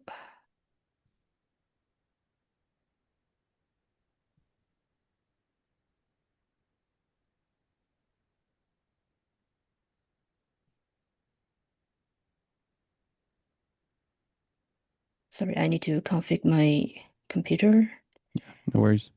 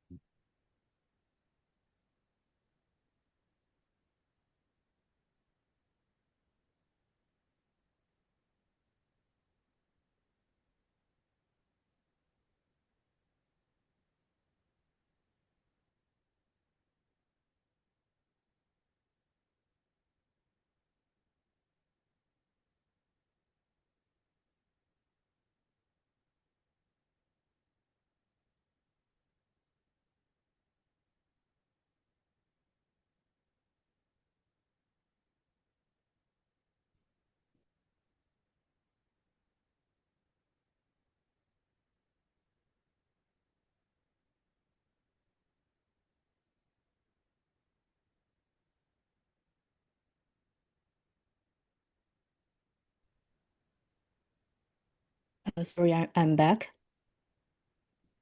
Great. Okay.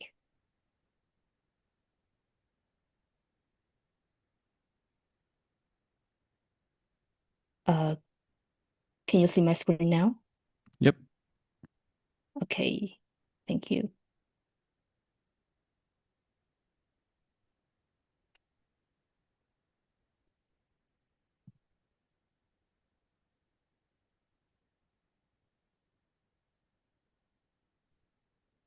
I'm not sure if we can hear the audio. Can you hear it? No, I don't think so. Oh, It's probably an option when you share the screen. There's probably an option to enable audio. okay. I'm gonna try that. Me.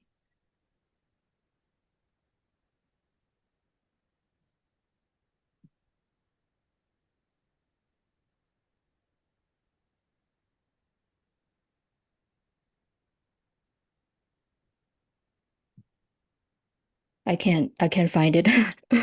Let me see Maybe here. I need more time to fix this So issue. if you click share screen, if you unshare your screen and then click share, you should have Yeah. there on the right, there should be an option to share sound. Okay. Do you see that? Yes. Okay, yeah, if that's clicked, I think we should be good then. Okay.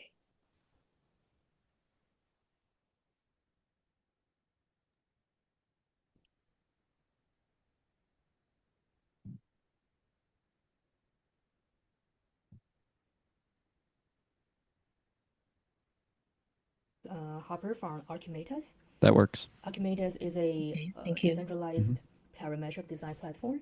We explore new possibilities for NFTs by giving them the ability to be actually manufactured in real world.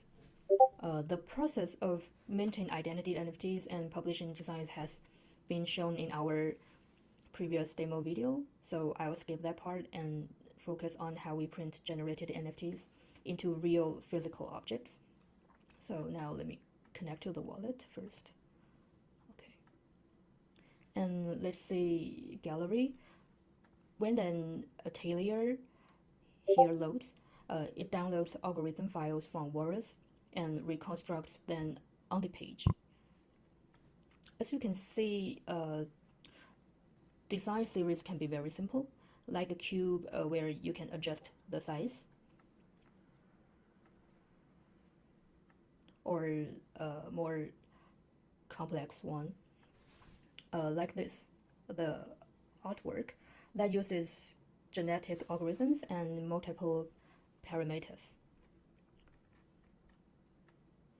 And it looks pretty unpredictable, right? Cool. Besides, they can also be practical objects like this series that can work as a vase, a cup, or a pen holder. It's up to you. We want to make sure that designers control their style while users get objects that match their needs rather than relying purely on luck. And now let's look at the vote, where you can check your assets here.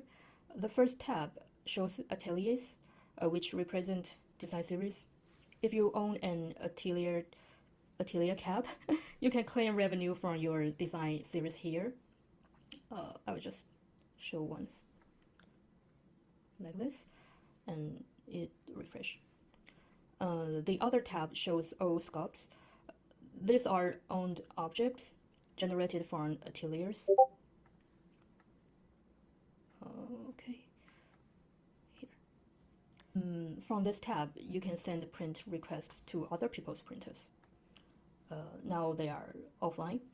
To demonstrate this entire workflow integrating Sui and Walrus, I would like to introduce Eureka. It's a TUI app we developed using the Sui Rust SDK. This app bridges local manufacturing equipment with the Sui blockchain. When running, it checks if the current device's active address owns a printer object. If not, it requires user registration. Let me show you the registration video first. Input the printer name here and press enter, and it's all done. Now let me show you Eureka on my computer. Yeah, and by default it's in offline mode where users can only print their own scopes. You can see here and here. Once again, it's the same since they are the same address. Let me copy this ID and head to Explorer. Yeah, the print. And please notice that the status here is online status is false, and when I switch to online mode, it will change the printer status. I'll just press toggle status and confirm, and this should work. Let me refresh. Now it's true, and we can get back to here, and yeah, you can see the printer is online now, and we can send and print job to this printer. I'll just select it and print sculpt, approve, and let's back it here. The printer checks for print jobs. When it finds one here, yeah, the owner can see the print job on the TUI app and press P to download the STL file from Walrus and start printing. It triggers on-chain transactions to update the print job status and transfer the completed print job to the corresponding sculpt when the printing process finishes. This creates a traceable record of when and which machine created each physical object. Since I don't have a real printer connected now, let me show you a video of the actual printing process. Yeah. This is using HDMI output from the Raspberry Pi, which can also be remotely controlled via SSH. Okay, so we've implemented the basic flow from algorithm to physical object. Future development might move toward to architectural scale applications. This is from Russell. Thanks to Professor Shen Yuting from our school's Russell Lab for Assistance. Yeah, and that's all. Thank you. Great, thank you so much. Any questions from the judges?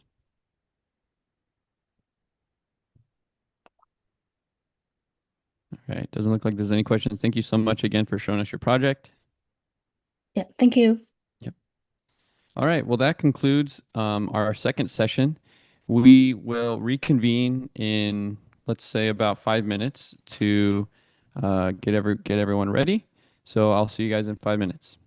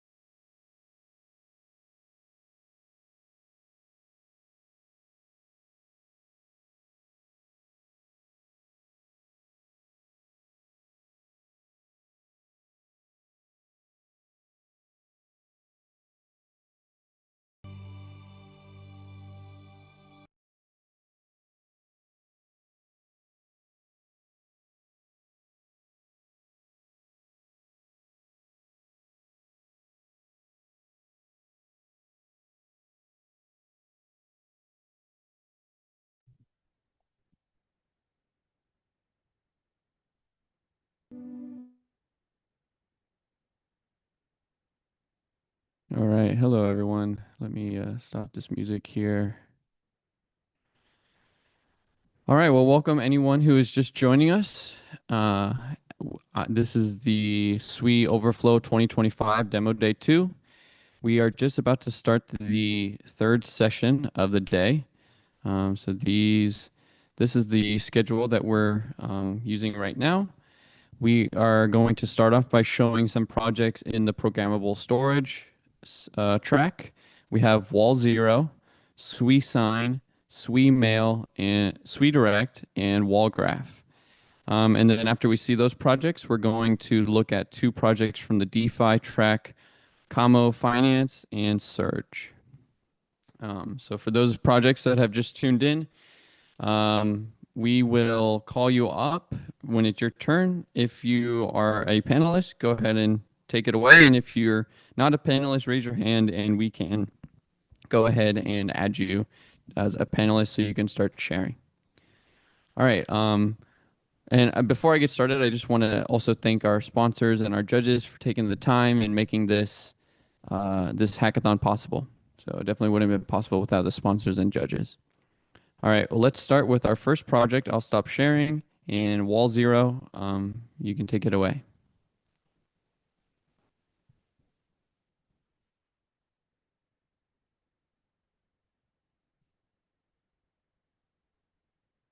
All right, do we have anyone from Wal0? It doesn't seem like Wal0 is here right now. Let's move on to the second team then. Let's go to SuiSign. SuiSign team, are you here?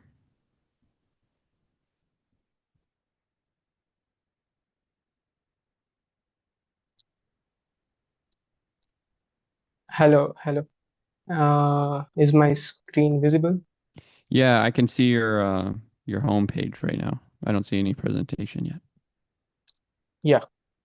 Cool. Okay. So, all good now? Yeah, yep, go ahead, take it away. Yeah. Hi, I am Abhi. I'm third year undergrad student. I have built a decentralized document signing platform on Sui blockchain. Let's talk about challenges. Centralized systems rely on a single point of failure, server or vendor that can go offline or get hacked. Sensitive documents are often stored in centralized location, which make them more prone to hacking or unauthorized access. One of the major issues is transparency gap, making it difficult to verify authenticity. This can undermine trust between parties involved in big transactions. What's the solution? SuiSign offers a decentralized alternative, removing reliance on central authorities utilizing blockchain technology. Sui blockchain provide enhanced security and speed, including encryption and immutability, which helps quick verification of signatures and document authenticity, ensuring trust among the user. Here, the documents are stored in WalRus. This feature guarantees that the history of the document remains intact and accessible for audit and validation. User log easily with ZK logging, making it easy for transaction signatures. No wallets are needed. Signatures are recorded directly on chain, creating a tamper-proof audit trail. Here we have set specific area on documents so only the right person can sign the document. Let's talk about market size now. The digital signature market is growing fast. Some estimates say it will top around $16 to $20 billion by 2026 with CAGR of 31% annually. Key sectors like legal government agreements, banking, healthcare, real estate, DeFi, and DAOs are demanding for digital signatures. Adding blockchain brings trust, exactly what user wants. Let's quickly talk about revenue model. SuiSign will generate revenue through the transaction fees charged for each documents or agreements. Here, what's next? We will integrate compliance with legal standards like eSign. We will also try to create marketplace offering pre-built signing template with AI integration, speeding up common workflow and adoption, and a mobile app for signing offline with notification. In summary, SuiSign is decentralized and secure platform with no central server and data risk. Now let's go through the app. This is the landing page for the app. And your signers and creators can see the process, how it works. Now I've implemented ZK login, and you can log in via Google. This is how the dashboard looks like, and a new address is created. Let's just copy it and try to send an agreement to this account.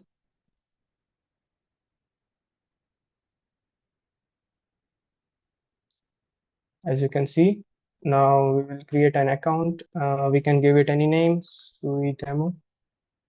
We can also give some description, Sui. You need to give expiry date for the agreement. Here you can give it any expiry date. You can make it public or not. Here we will upload the document.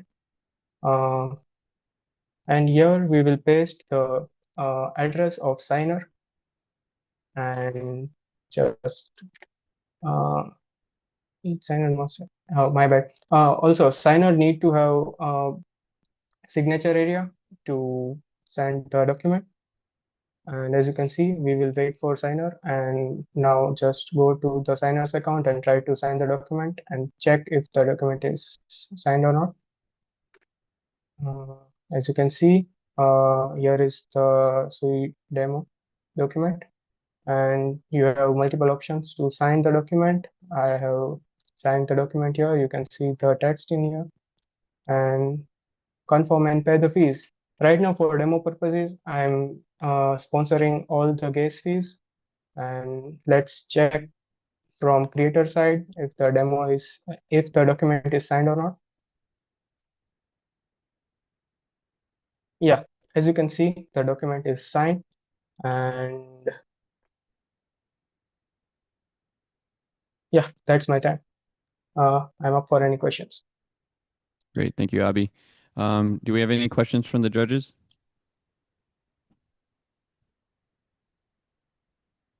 Doesn't seem like we have any questions. All right, well, thank you again so much for showing us your project. Yeah. All right. Now let's move on to the SuiMail team.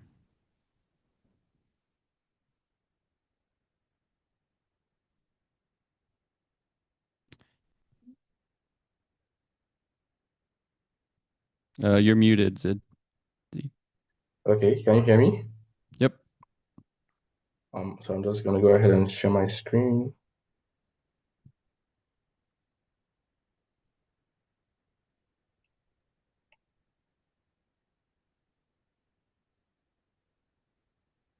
Yeah. So email here. I'll just dive right into the presentation for today.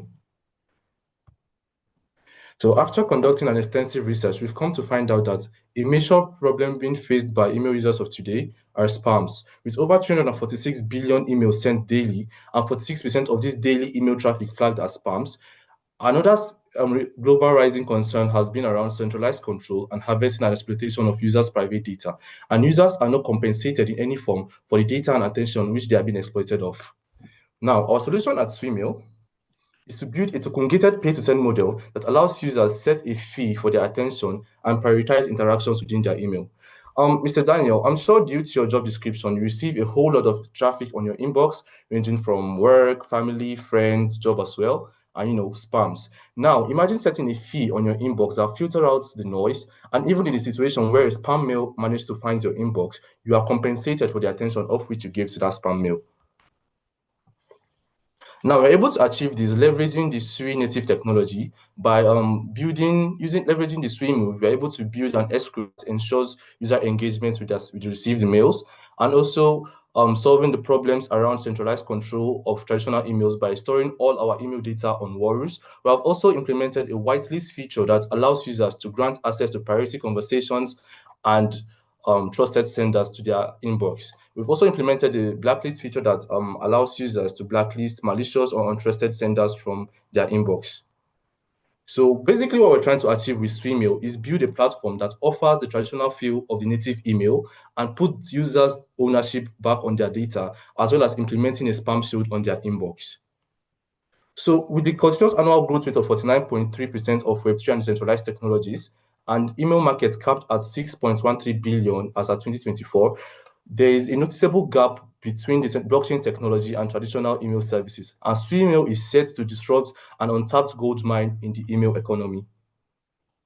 So what's our traction so far? So far, we've been able to rack up 200 plus persons, show an anticipation, and actually show a pinpoint with the spams on their traditional email, sign up for our waitlist. We've also been able to build a working pay-to-send model and rack up 300 plus enthusiasts on our Twitter community. So what the future is looking like for SuiMail is basically have a better launch and a Sui ecosystem massive onboarding, as well as a mainnet rollout by the end of 2025. Then thereon from 2026, we'll release our mobile apps, iOS and Android respectively, and implement features that will boost the usability and user experience of SuiMail. So our revenue model basically is to charge from the fees users set on their inbox and build custom enterprise plans for enterprises, organizations, and DAOs respectively, as well as implement premium features that allows users to boost the user experience with SuiMail. So the team behind SuiMail is Team Alpha, a group of passionate innovators from Federal University of Technology, Mina, and a product of Sui on Campus Initiative, Nigeria. So I'll just go ahead and demo a pre-recorded video for the sake of time. So on my screen, what you're looking at now is a user setting a fee for his inbox. Once he's able to do that successfully, we'll try sending him a mail. So on the left-hand side of my screen, you see here, we're trying to send him a mail, and it triggers a notification that this receiver has set an amount for his inbox, but we'll go ahead and send him the mail. So once we tap the send button, it triggers a transaction on your wallet, and we'll just go ahead and approve the transaction. Yes, and then send the message. So now on the right part of my screen, you can see from the receiver's perspective, we'll go ahead and approve. Once you receive the mail, there will be a claim button on the left top part of the inbox. Then we'll just confirm that he actually received a transaction in his wallet. And you can see that there was an actual transaction. So that's my time. Thank you. I'm off for questions. Great. Thank you so much. Any questions from the judges?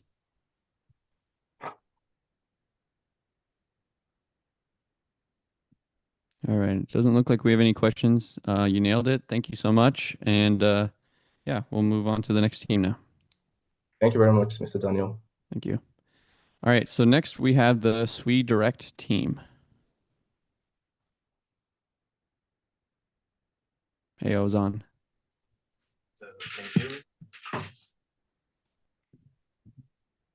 Hello. Yeah, I can hear you.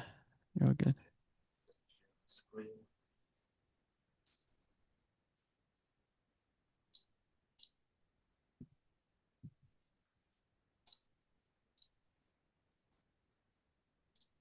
I think you can see my screen now.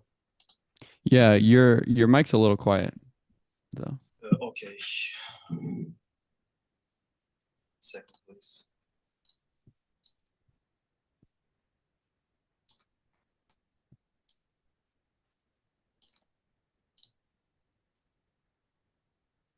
Is it better now? Yeah. Okay, great. We can start. Hello, everyone. Today, I would love to tell you about SuiDirect, a decentralized version control system solution built on Sui blockchain. If you wonder why do we need such a tool, let me show you a repository first. Here, this repository contains DMCA takedowns made on GitHub on some repositories.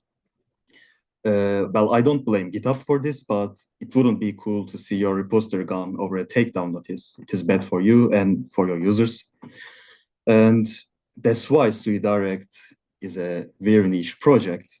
We don't want to be a mainstream version control system. We want to be a service that stores these kind of repositories. It may be an emulator source code or a public movie database. It can be anything that is not prone to DMCA takedowns. Well, this is the SuiDirect architecture. Also, I want to tell you about why would anyone pay for storage? Why would anyone pay for a storage fee for no reason at all? SuiDirect stores your whole code base in a compressed single block. Transaction costs are already very low on Sui network, and most code bases are a couple of kilobytes. So even with $1, you can store your code for a very long time, and it's anonymous. So I think it's a great deal. This is the software architecture of SuiDirect. As you can see, there's a node connected to everything. The node communicates with Walrus, and Walrus communicates with the Sui blockchain. There's a HTTP server running on every node. The main communication is done by libp2p technology. This is also the same technology Ethereum and Filecoin uses. And as a user, all you need to do is installing the CLI via npm. And CLI has a sub-program called Direct Version Control System. This is a Git alternative that you can use. It's very simple to use. You can use it for cloning a repository, pushing or pulling from repositories, merging, committing, creating branches, anything that you can do with Git. If you wonder how to use SuiDirect, you just need to install it globally with Node Package Manager, and it's done. But if you're a developer and if you want more flexibility, you can set your own node, own private node, and configure your CLI, or you can even contribute to SuiDirect ecosystem because it's fully open source. You can fork the source code and contribute to it. You can start by reading the SuiDirect documentation. SuiDirect documentation, it is here, as you can see. I pretty much explained everything that you need for developers. Also, we have two obstacles we need to get past. One is the beta version of all 4 components on SuiDirect ecosystem. We want to publish beta versions as soon as possible for direct version control system, CLI, node, and the website. We're also working on a GitHub-like user interface on Sui network. If GitHub is a website for Git, SuiDirect website will be a website for direct repositories as well. And here you can see I pushed a repository for testing. Here, there's a blob ID. I can test it. I can see it on Walrus scan. And there's also a name created randomly when I push my code. I can list my repositories. I can rename them. But first, I need to log into direct authentication. For this, I need to run this code, direct out login. Then I need to paste my wallet address here. And it will make me sign a message. It will make me sign a message here.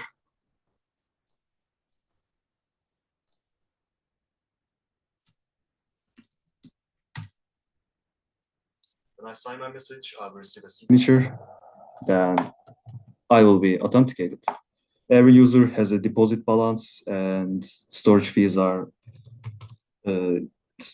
paid from this wallet. And this is pretty much it for now.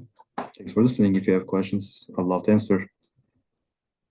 Great. Thank you so much. Any questions from the judges?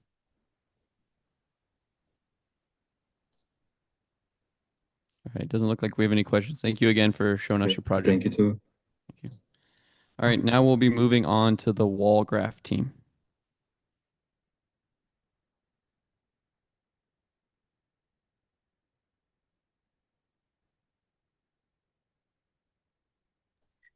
Am I visible, audible? Yep. Yeah, I can hear you and see your screen. You're all good to go. Okay. Yeah. So I'm Akash from the team WalGraph, the first truly decentralized graph database. So what exactly is the use of WalGraph? Imagine you're working on a Web3 project which leverages graph data set, which is pretty evident maybe as a knowledge graph or as a AI, agentic AI, which has a shared memory layer and has a relation between them. And you suddenly realize that you are still relying on centralized infrastructure for your graph database, like Neo4j, Amazon, and other of these big names. Quite the irony, right? So, and we are all aware of the problems that come with a centralized database of any sort. So, what's the solution? Presenting to you WalGraph. We present a solution as a hybrid architecture between Sui contract and the Walrus decentralized data storage. We make use of Walrus's large size blobs to store the graph data. First, we serialize the graph data using the JSON LD format, the linked data format, which is a standard way to store graph throughout the web, whether be it Web 2 or Web 3, making the graphs interoperable and consistent throughout. So, yeah. So as for the market opportunity, there is quite a lot of market opportunity since the boom of AI. It's a 2.4 billion market cap as of now, which is just projected to increase. Along with that, yeah, moving to architecture overview, actually, let's just get started with the demo. What name is this? Yeah, better. Yeah, so moving on to our editor. So this is where we allow them to do this. We have actually created this as a complete replacement for one of the most popular centralized graph services called Neo4j. So we allow the user to import bulk data. So you don't have to create data from the scratch. You can just import your existing graph data and you can choose the import settings. No relation as of now. You can see all these previews. The data set has this Alice Johnson, who is a person, Bob Smith, etc. And you can just import them. This is the live graph rendering using 3D JS. And you can basically, right now there are no relation between them. So you can create a relation between maybe Frank Miller and Ivy Chen and create relation. So basically, this is an all-in-all analysis tool for graph data as well as any other as a plugin replacement for Neo4j. So going to the query tab, this is one of the USP that we have. This is a built-in browser editor which can execute your queries. The queries are executed using our own query engine that we have created in-house. And basically you can get the summary over here and you can create data, you can run these queries which are passed. Let's have some more data. Nodes, yeah, these are nodes. And these are the summaries. For parsing, we have, you can actually query query them, match p person. This returns all the nodes which are of type person, executing them. So yeah, there's just one person, Alice, and it matches them. This is node ID, etc. We also allow them to download all this data in mass as per their format using JSON, CSV, Cipher, or GraphML. This is for the local storage. You can view them locally. Now, how do we utilize WalGraph? This is where we have Walrus storage. So you can give any metadata name, Sui, demo, live, okay, and have a simple description, and you save this to Walrus. So now you're supposed to sign in on the wallet. Sorry for the delay. Yeah, bandwidth issues. Yes. Yeah. So you approve the transactions, and as soon as you are approved, you will receive a blob ID over here. Now, since retrieving on Walrus is pretty much without anything, we can retrieve any blob ID, and we can also verify this on the scanner. Check for the blob. This will take time. So, yep. This thing, you can browse all the different graphs that you have created per user. So yeah, so this is about it for the demo size. Great, thank you. Thank you, yeah. Akash. Any questions from the judges? All right, looks like you guys, there's no questions. So thank you guys again for showing us your project. Thank you. Thank you. All right, now that we heard from WalGraph, we're gonna move to Kamo Finance.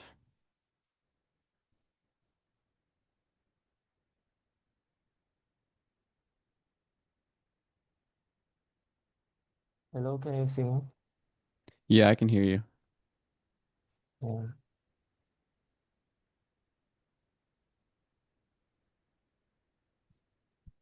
You see the screen? Yep.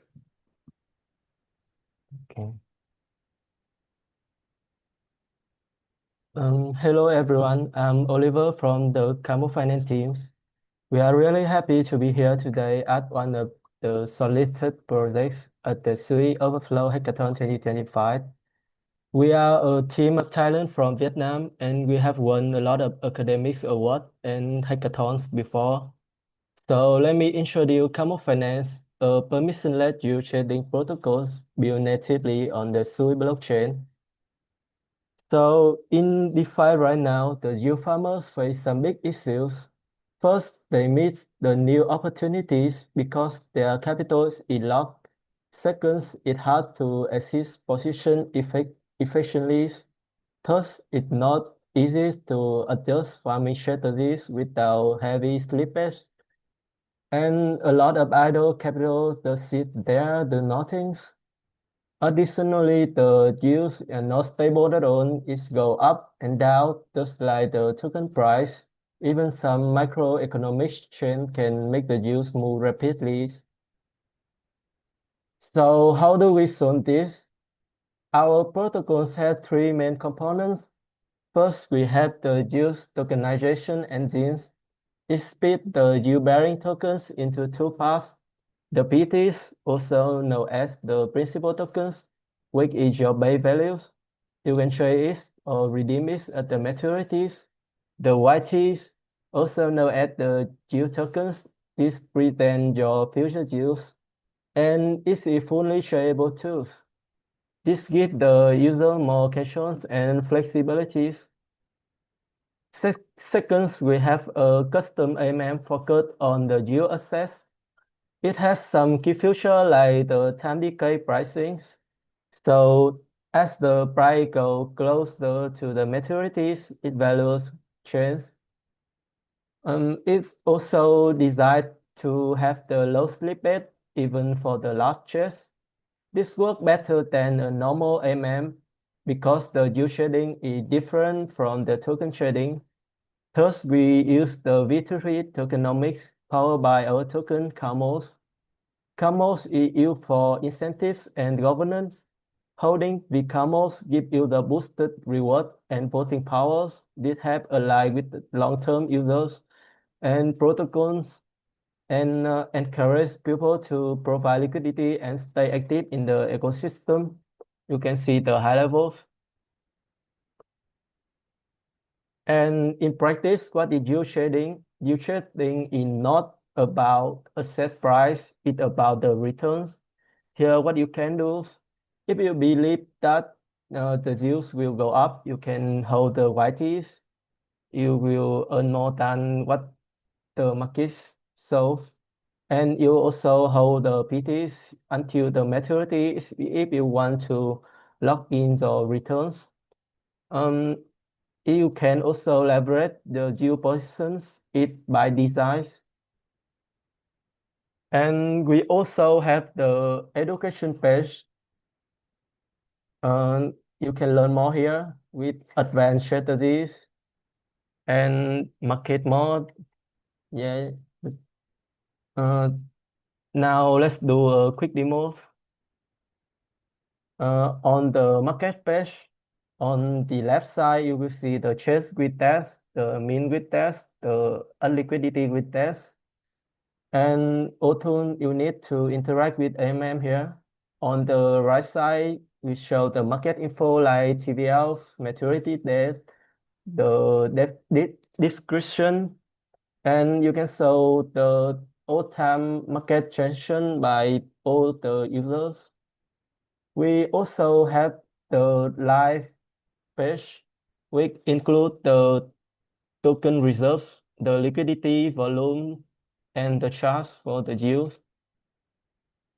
Now, let's say I will swap 4,000 KUSDC for like 4,000 KUSDC for around 5,000 PT KUSDCs. You can see the expect coin inflow here. It looks good, so I just approve. Yeah, everything looks good. The chart is updated. We also have some demo about the dashboard and V33 page, but it not work now. Yeah, that's all for my presentation. Thanks a lot for listening. Yeah, thank you, Oliver. Any questions from the judges?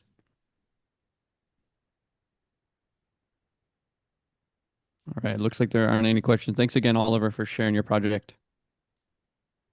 All right, next up we have the Surge team. Hi. Hey there, Rahul.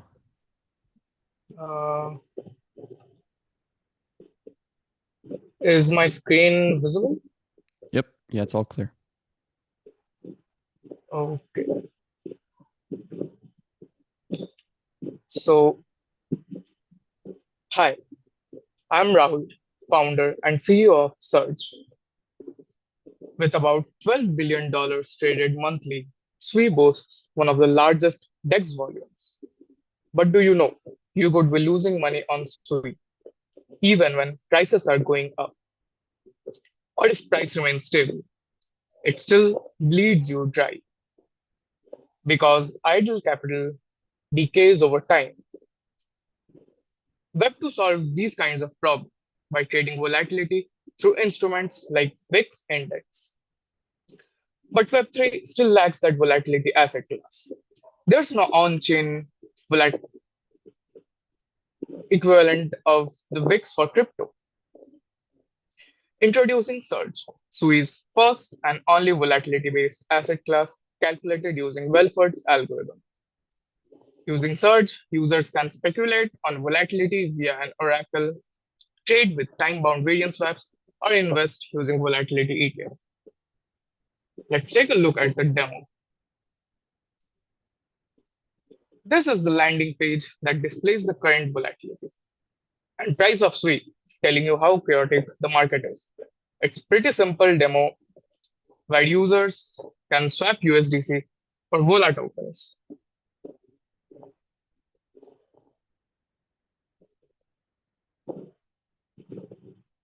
Since we are in Sui, the transaction is pretty fast and the user can hold it and wait for volatility to rise and benefit from it. Bet on how chaotic the market will be. There is variance swap too, where users can go long or short on volatility. Coming back, in terms of competition, Surge has no real competition as most protocols offer indirect exposure to volatility or lack tradability. Surge offers direct tradable tokens of realized volatility, making it only dependent on price movements.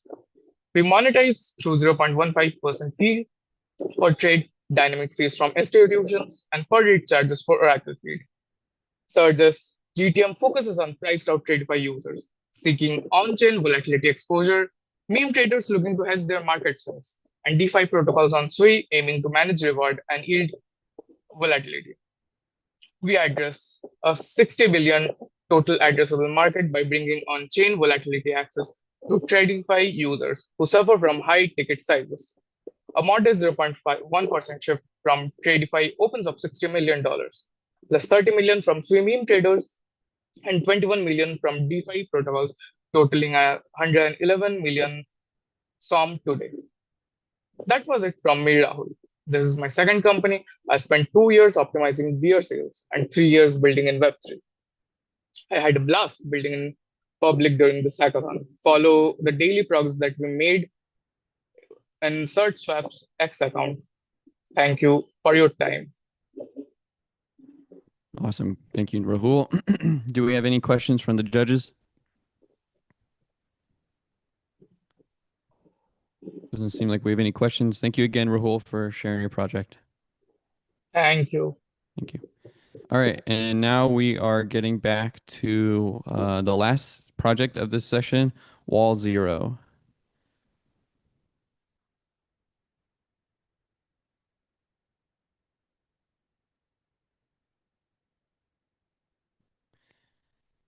Bill, I see. Okay, cool. You unmuted yourself. Sweet. Okay, I'm going to share my screen. Okay. Please wait a minute. Yeah, no worries.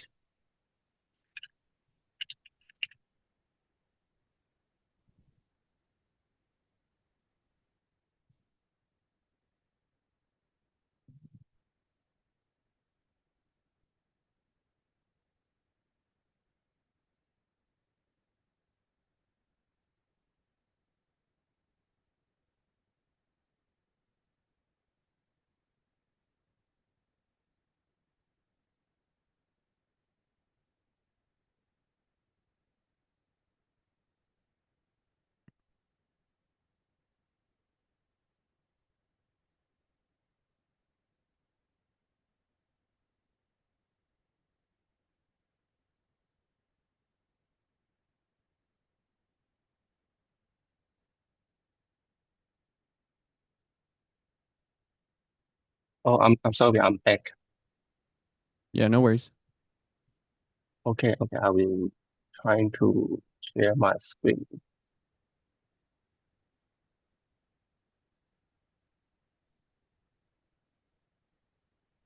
Okay, can you see my screen? Yeah. Oh, and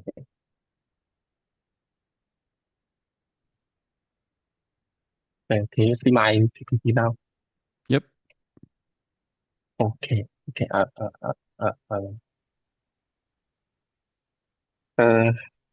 hey, hey everyone, I'm Bill, and let me quickly introduce Wall Zero.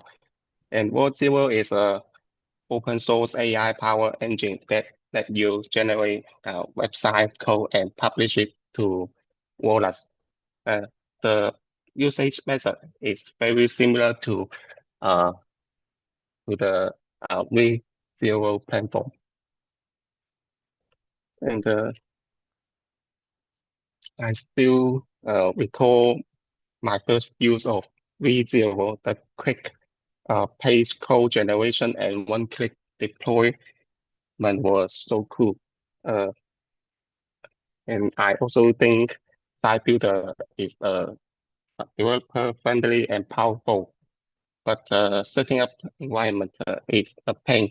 We want to create a product that let more users publish wallets, sites online easily, just like using V0. And you just need 3 steps to publish your site to wallets. And first one, you use AI to create a web page and connect your wallet and click a button to publish.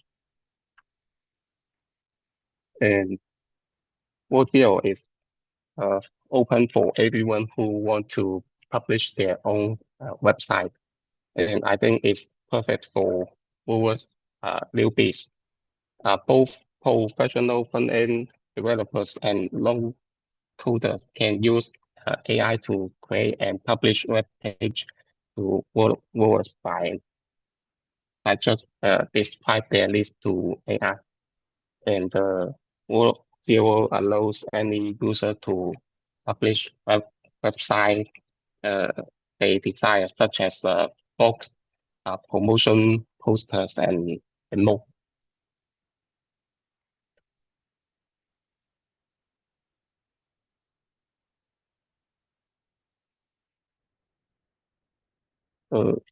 When you're using AI model, it will incur fees, and user can restrict their account with Stray to cover the cost of using the AI model. The Stray that user recharge will be converted to USD balance based on the exchange rate at the time of recharging. And let's watch a demo video. Can you hear? No. Can you see the video screen? Yep. Oh, okay. Let's start.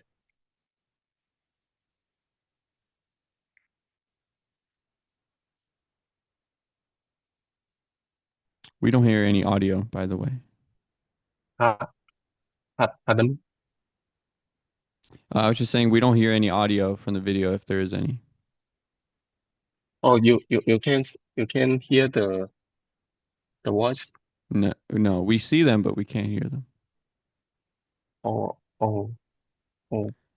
There, if you share, yes, when you click share your screen, there's an option on the right that's you can check to share sound as well. By the way, if you want to toggle that real quick.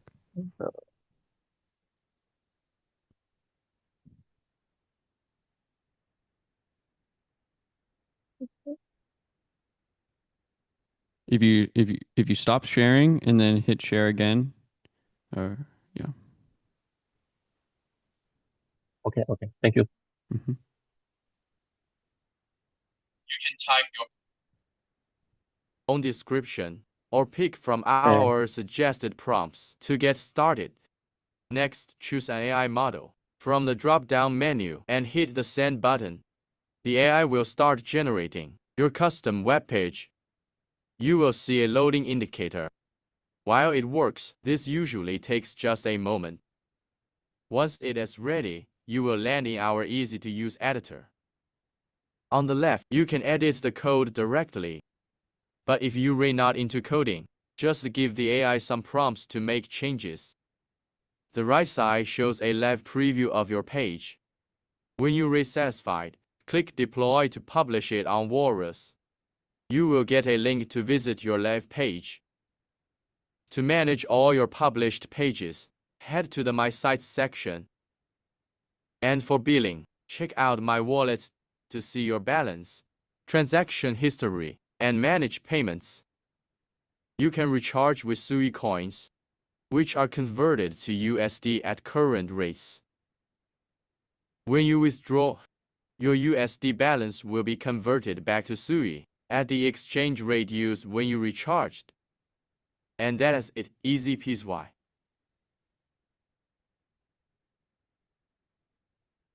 Okay. As you see, the product is only it's only I'm sorry, a little bit nervous. It's only it's in his and the most important thing I want to do in next step is we structure the way to publish wallet site. User publish directly from their wallet, so every web page belong to the users. So that's all. Thank you for your watching. Awesome. Thank you, Bill. Are there any questions from the judges?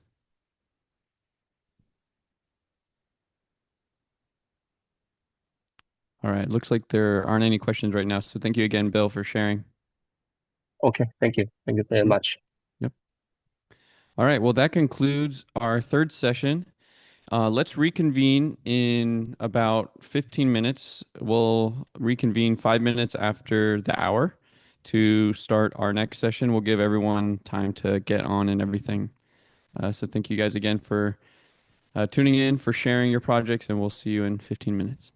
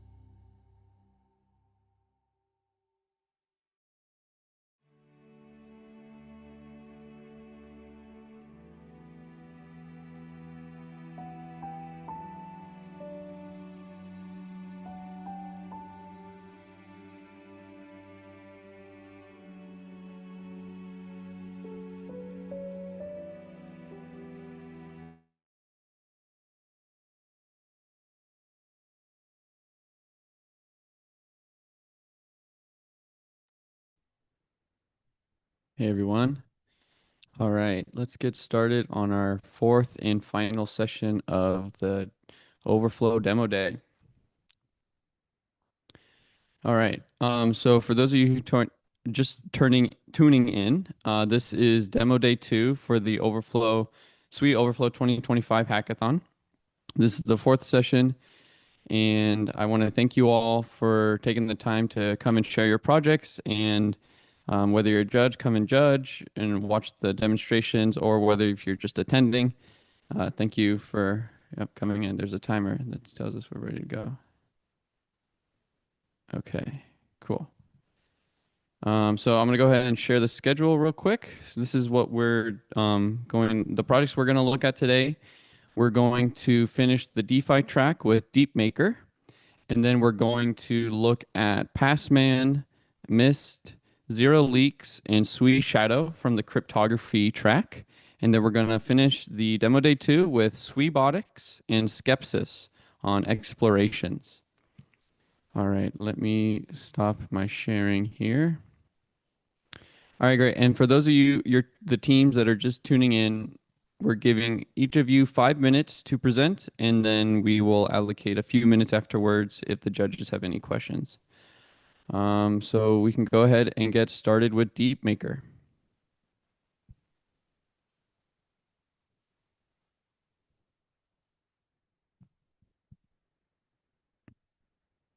Owen, are you on? Yeah, do I just request to share? Oh, okay. Do you not see the option? You see that request to share my screen? You're sharing. Okay. Am I good to go? Yep, take it away. Awesome. So I'm Owen. Oops.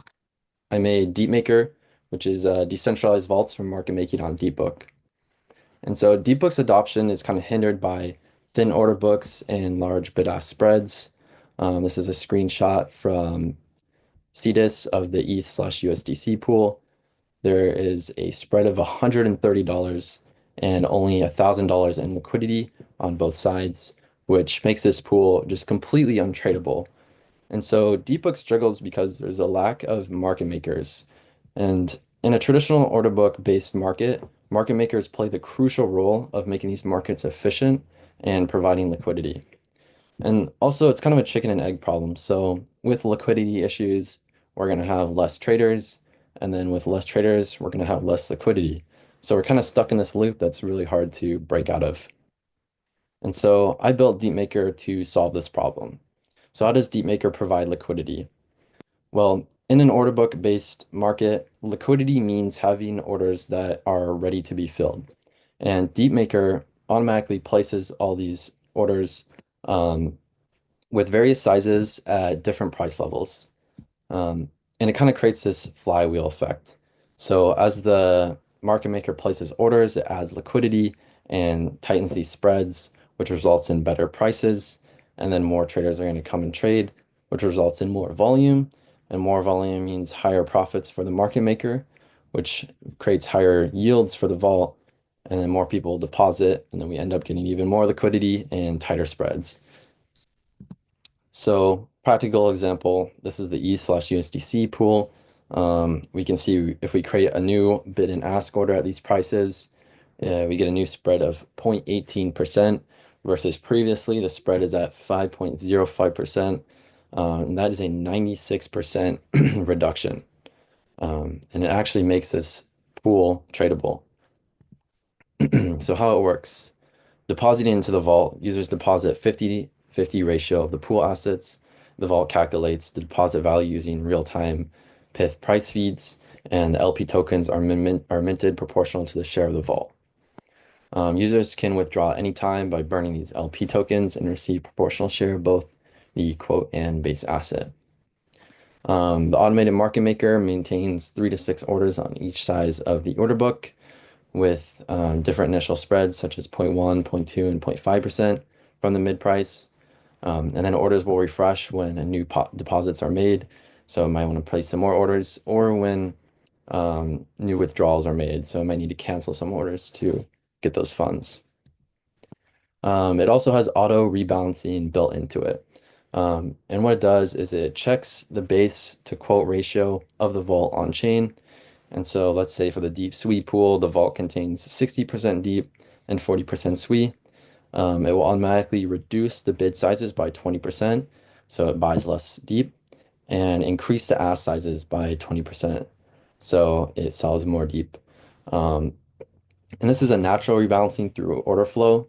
You don't need to create additional orders just to rebalance the vault, and that will save some gas. So earnings, every filled order generates profit for the vault. Let's say you have a spread of 0.4%. You will make 0.4% profit on that trade. If you make 50 trades a day, that's 0.2%. And if you annualize that, that's 73% APR, which competes with a lot of other liquidity provision protocols on Sui. So DeepMaker is the first decentralized market maker on DeepBook, and it provides professional market making accessible to everyone, tightening DeepBook spreads from 5 to 2.2%, as we saw. And then I have a brief demo. The front end is pretty bare bones. I've already deposited 2 deep and the equivalent amount of Sui into the vault. So if I deposit more deep, we can see deposit the deep and Sui and then giving me the LP token. And I approve, deposit successful. I'll refresh the page and see that the asset balances have updated and my balance over here has updated. And then if I try to withdraw, there's a little rounding error, but if I try to withdraw, I own all these assets in the vault, or I have 100% share in the vault, so I should get all these back. And now the vault has nothing. It looks like I'm running out of time, but I recommend you check out my GitHub repo. There are a lot of technical and mathematical stuff I didn't have to share. Thank you. Great. Awesome. Thanks, Owen. Any questions from the judges? All right. Thank you again, Owen, for sharing. Yep. All right. And next, we'll move on to the Passman project.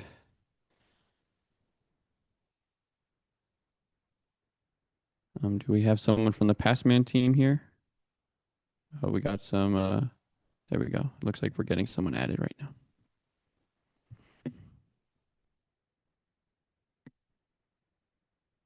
Hey, Jade. Hi, Guy. Can you see my screen? Yep, you're all clear.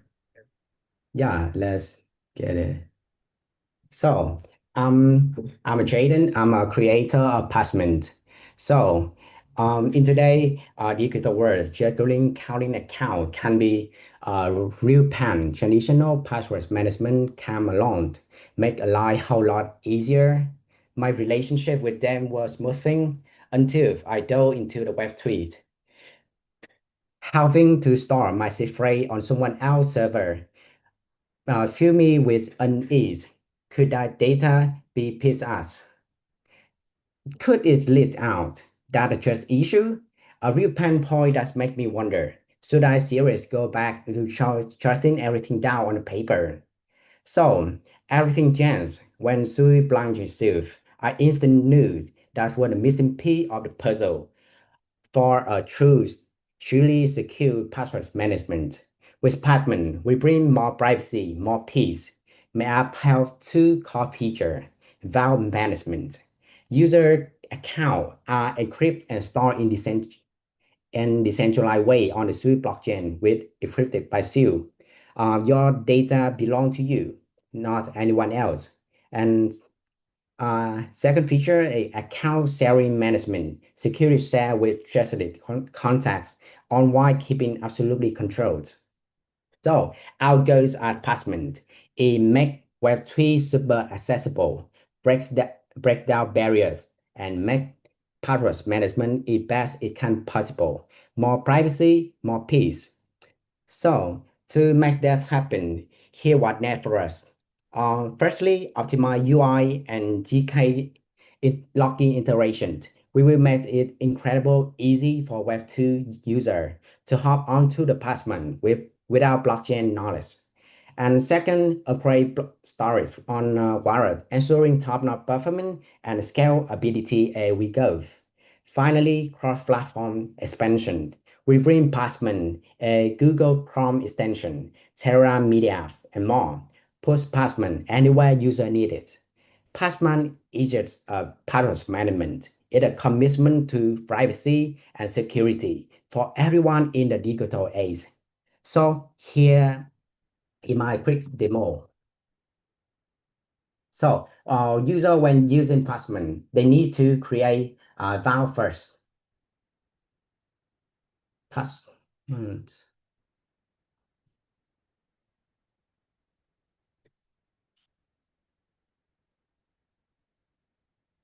After create file, you can't create item. Here I have 3 options for you. I create quality. You can generate password right here and count on some. I create the item. That item will create here. That item, and you need to still gonna be encrypted and use it for encrypt data. And see data right here. You can update on chains. You can share it and share it there. I add recipient. Here the policy. Click right here. Sharing.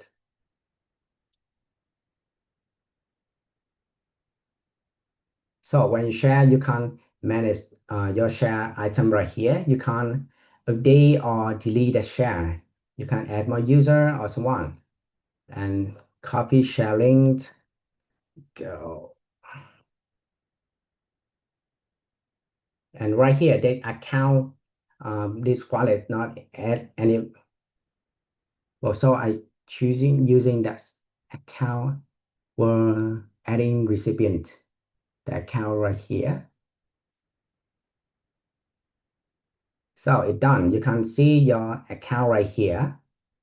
Yeah, that's it. Thanks for listening. Awesome. Thank you, Jaden.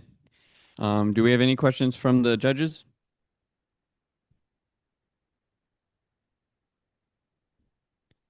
All right. It doesn't seem like we have any questions right now. All right. Thank you again, Jaden, for showing us your project.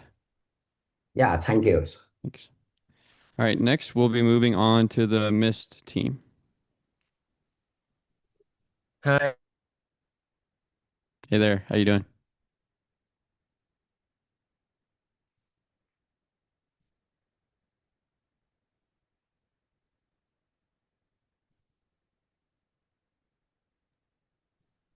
Okay. See my screen? Yep. Okay. So hi. Should I start? Yeah, go ahead. Okay. Hi, this is Yo-Yo from Mizt team. First of all, before we do anything, let me pay my friend the coffee that he buy me this morning. This is Mizt. As you can see, you can hit a link, and it will it's a payment, and I can just oops, insufficient fund. Okay. Anyway, back to my account.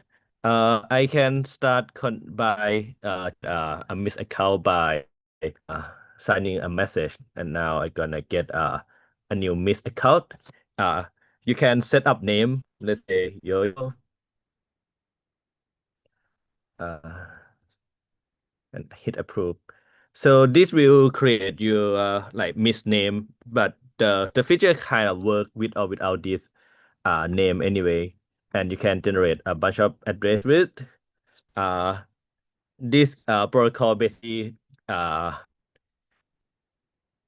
stale address where with one name and with some cryptography we can generate any amount of address that people can derive your address with without actually have to ask you to create a new wallet for them transfer privately. Okay, so what I can do with this, let's move to another account. I can send fund to myself. Let's say, oh, okay. I think I connect to wrong address. Okay, switch to this one.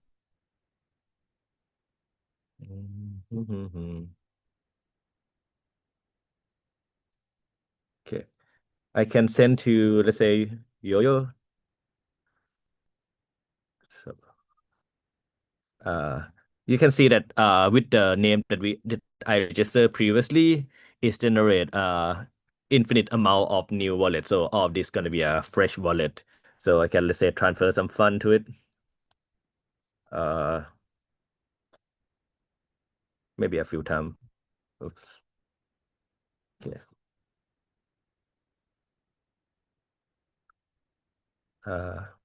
Okay.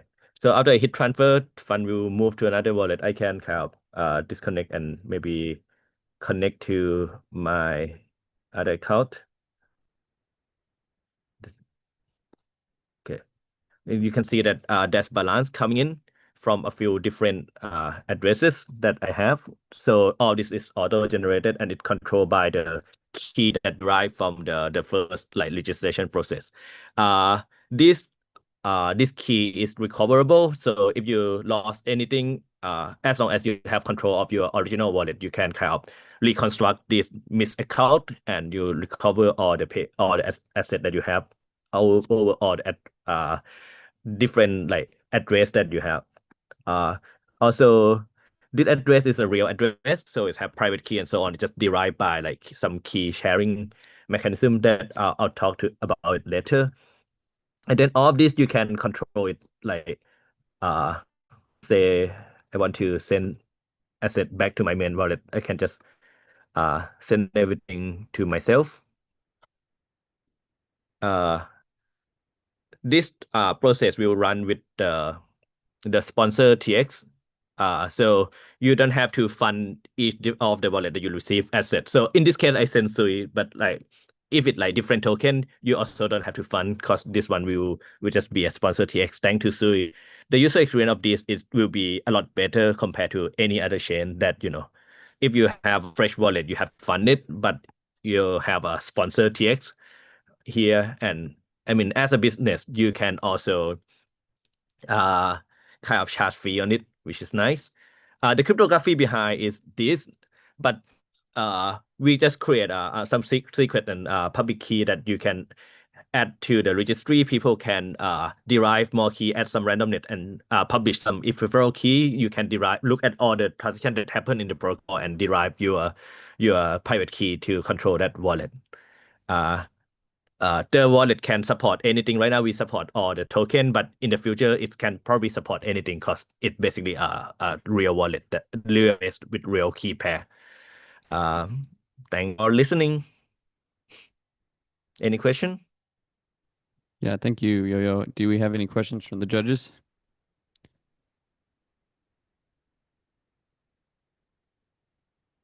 Doesn't seem like the judges have any questions right now. Thank you again for sharing your project. Thank you. All right, next we'll move on to the ZeroLeaks team. Yes, hello. Hey. Yeah. Share my screen.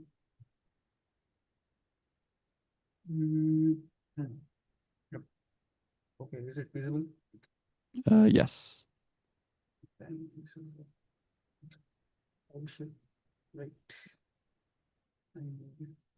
Let me here the 12.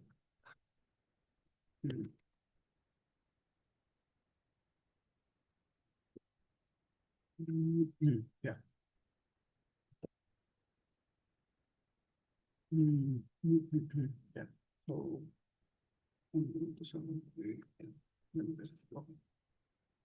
So can I start here?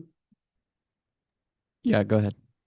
Okay, so hello everybody. Welcome to ZeroLeaks. ZeroLeaks is the world's first privacy preserving platform on Sui. So if you guys don't know what whistleblowing is, it is basically exposing some sort of corporate frauds or malpractices that you are part of, and you want to basically have it in public, and that will be that is something that the public should know. Okay, so the main mission of the platform was to provide a safe and anonymous channel for individuals to speak truth, because anybody who is involved with such with an organization that does malpractices have a legal or empathy in himself to tell the consumer of the product to basically about this stuff. So yeah, an example is something, let's say Amazon hikes up its delivery charges suddenly, and the outside people don't know it. They are hiding in their products, etc.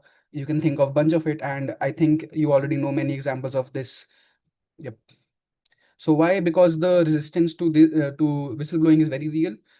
People are endangering their lives when they come out in such places. Because time after time again, I don't have to give examples or put in names here, but I guess you might have known how many whistleblowers have died by claimably suicide. But we all know what are the mental harassment, etc. there. And such kind of Web2 platforms generally suffer from digital censorship. Like my hosting infrastructure, if I do a Web2 whistleblowing platform, can basically take it down. We also need a trustworthy source in today's world, because there are many bots and there's so much propaganda, and there is literally no incentivization mechanism for people to speak up. Like it will only do them bad. So the underlying technology that we used are Walrus, Seal, Sui, and ZKPs. So you know of the rest. I will only talk about ZKPs. In ZKPs especially, we use ZK email, which allows you to verify the full email header. Basically verify that the email that you got is actually the email that you got in zero knowledge. So yeah. And what are the key innovations that key innovations that I did during the hackathon is to add an incentivization mechanism through bounties. Basically, people can put up money to get information. Let's say, okay, I will cover this more later. A DAO access pattern for Seal. Basically, the Seal allow list pattern is controlled through a DAO. This is the case that you may upload sensitive files, which you may want to reveal later. Let's say some court hearing, because your leak or the whistleblowing was very, let's say, high. And proving contiguous elements is more cryptographic side. I also wrote a blog in this. You can check out in the pitch deck in the link. Yeah, so market opportunities is something that we came up with because generally this kind of platform runs on donations. So as we have a bounty, we take X% of the bounty revenue, and obviously donation is one of the things. And one additional thing in the future we can add is a premium analytics API. And let me go into the product demo really quickly. You come here, you basically have these sort of leaks. You can say, so how these leaks work is you basically, let's say this is some email I got from a C-suite person, and it contained this content. You can imagine that this can be something, let's say we are cutting down the amount of some chemical in a medicine or something like that to prevent costs. You expose this sort of string, and yeah, so that is now on chain, and that is verified in zero knowledge through a circuit that I made. So yeah, submitting a leak is very simple. You can generate a proof in browser. This thing I did in what we say in the demo, but this generally takes 5 minutes, so I will skip this. So basically you choose what content you want to verify from, and you can then generate this proof of off-chain also, in case you are not comfortable with sharing that information or running us in the browser, or you don't trust us as a platform. So I will click done. I'll submit the proof. I'll upload the document. Let's say this random document. This is the document. Let's say your information is very critical, and you want to basically, if there's a court case, you want to go ahead and do something. Okay, so I'll save this. I'll do demo day. Into the, I'll choose a category, corporate, hospital, and this, and I'll save, and I'll support, and I'll submit. So basically all the access list is managed by the DAO. Now I already created this demo day article 2. This was created by this user, and this user does not have access to this thing. So if I go to download this, I will get not access. Now you can go ahead and create a proposal to add me to the allow list here. But what I will do is I have already created this proposal, and in the DAO, as I am the admin of the DAO, I can execute this proposal. So this should be grant access me for demo day 2. I will execute this proposal. The transaction was sent successfully. Sorry for the clutter here. And now if I go ahead and I download, I should be, let me look. It takes a little bit of time. And let me download. Okay. So as I got less time, I will just continue. But you can see this end-to-end working flow in the demo. And yeah, I also have this bounty feature that I think I forgot to add. is you can go to this bounty, you can see who created this bounty, you can create the bounty submissions. In the bounty submission, you basically expose them. So Awesome. Thank you. All right. Right. Any questions from the judges?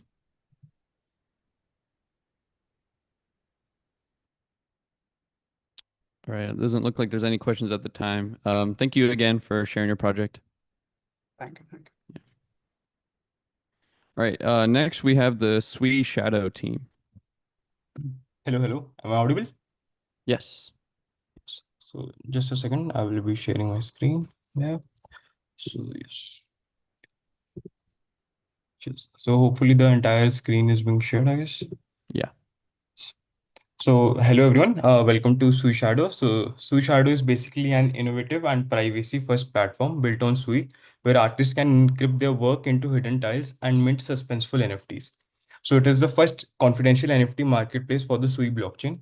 And here we'll be moving on with our pitch. So finally, the NFTs that can keep a secret. It is powered by Sui, ZK Login, Walrus, and Seal. Now moving on, if I go to the next place, what are our mission? Our mission is basically to end the NFT theft forever.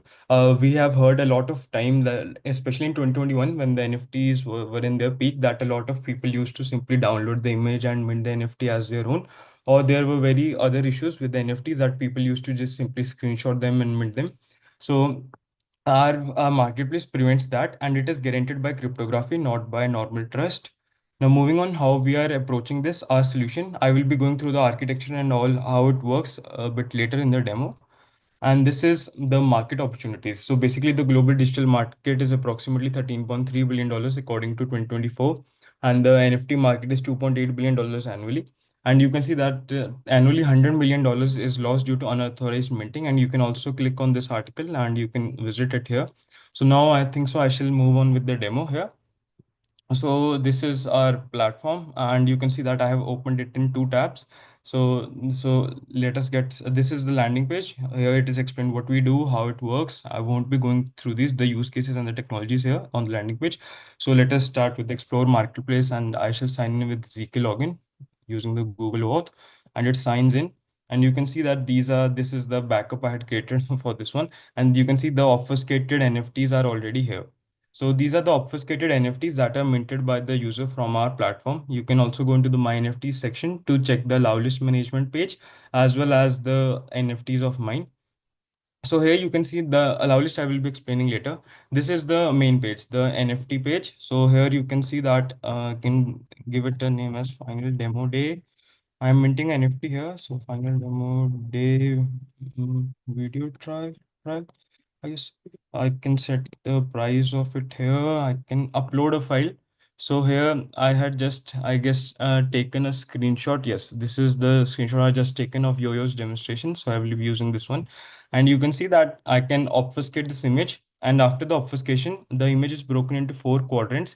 The 4 quadrants are then shown here.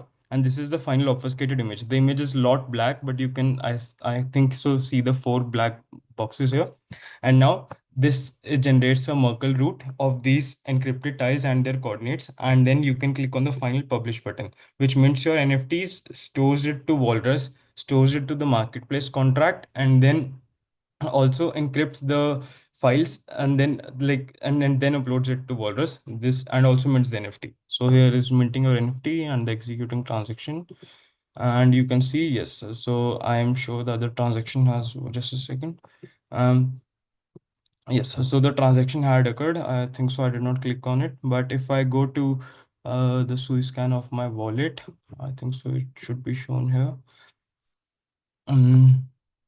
Takes some time to load, I guess. So let me do it on my other. It is cached here, I guess. So it opens quickly. And so here the NFT would have been minted. The NFT's name was the final demo day. So let me look for an NFT with the name final demo day. You can see it.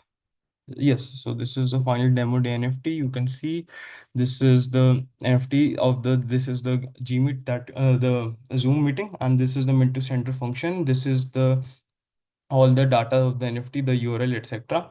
So now moving on, like let me show you more of the platform. Now, if I go to the marketplace, you will be able to see this NFT in the marketplace section. And this is the marketplace of the NFT final demo day. And for another user, let me take this user, for example. I log in for this user. And yes, this user is logged in and he can see the final demo day. And if, for example, this user wants to buy this NFT, so first of all, he would have to pay a certain fee that goes to the escrow wallet, and the main seller is notified that that someone is buying his image. So if I click on this pay to escrow button, you can see that the transaction has happened, and I can go to the Sui scan that a transaction for this has occurred, and this enters the person into the update registry in the escrow. And now going on, I can see that this person has to be now added to the allow list. So if I go to the my NFT section and I take the address of that person. So this was my person, and I take his wallet address and copy it, go to my allow list management and add this person to my allow list. So this person will be added to the allow list and will be able to get the seals keys, which are used to encrypt the blobs and their data, etc. So now finally going to the marketplace, and finally you can complete your purchase here. The user can complete his purchase here, and after he completes his purchase, he will be able to view the I think so I got in the wrong. Can you just continue for 2 minutes, 1 minute if possible? Yeah, 1 minute. Yes, so I did it on the wrong address. Sorry, my mistake. So yes, so here I think so this address had to be added. So if I click on the complete purchase of this account, this should be successful. The image is successfully decrypted, and you can see that this is the whole image, and you can download the reconstructed image here. And yes, this is the final demo day reconstructed image that is being reconstructed. And if I go further, you can also check our Git book, which has all the docs and how it works. I did not go into much detail. And also you can check the GitHub repo. Thanks a lot. And thanks for giving the 30 seconds extra. Awesome. Thank you, Sahil. Any questions from the judges?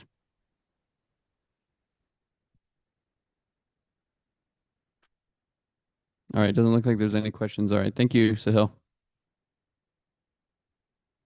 All right. Next, let's move to the Suibotics team. Hi. Can you hear us? Yeah, we can hear you. Okay, let me share my desktop. Double click. You see it? Yeah, we can see your, yeah. Um, All right. So, hey guys, my name is Irvin.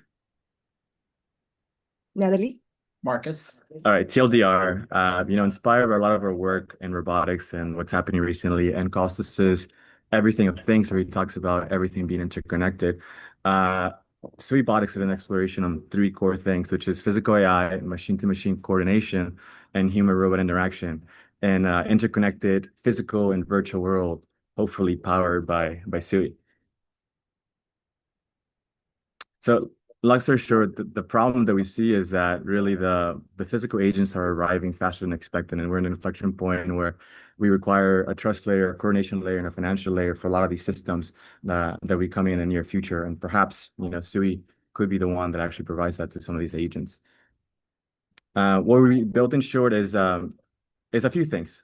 TLDR, we built a framework that allows you to put ROS-powered robots and also IoT devices and some hardware devices, low-power devices such as ESP32s to connect with Sui, the Sui blockchain.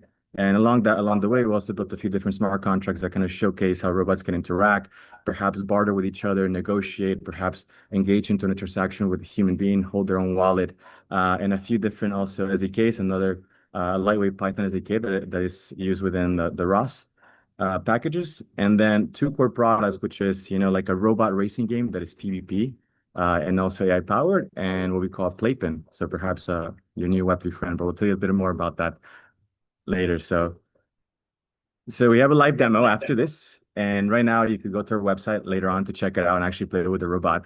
But here we're showcasing the concept of delivery robots. So you can imagine that perhaps you want an item delivered from point 1 to point B.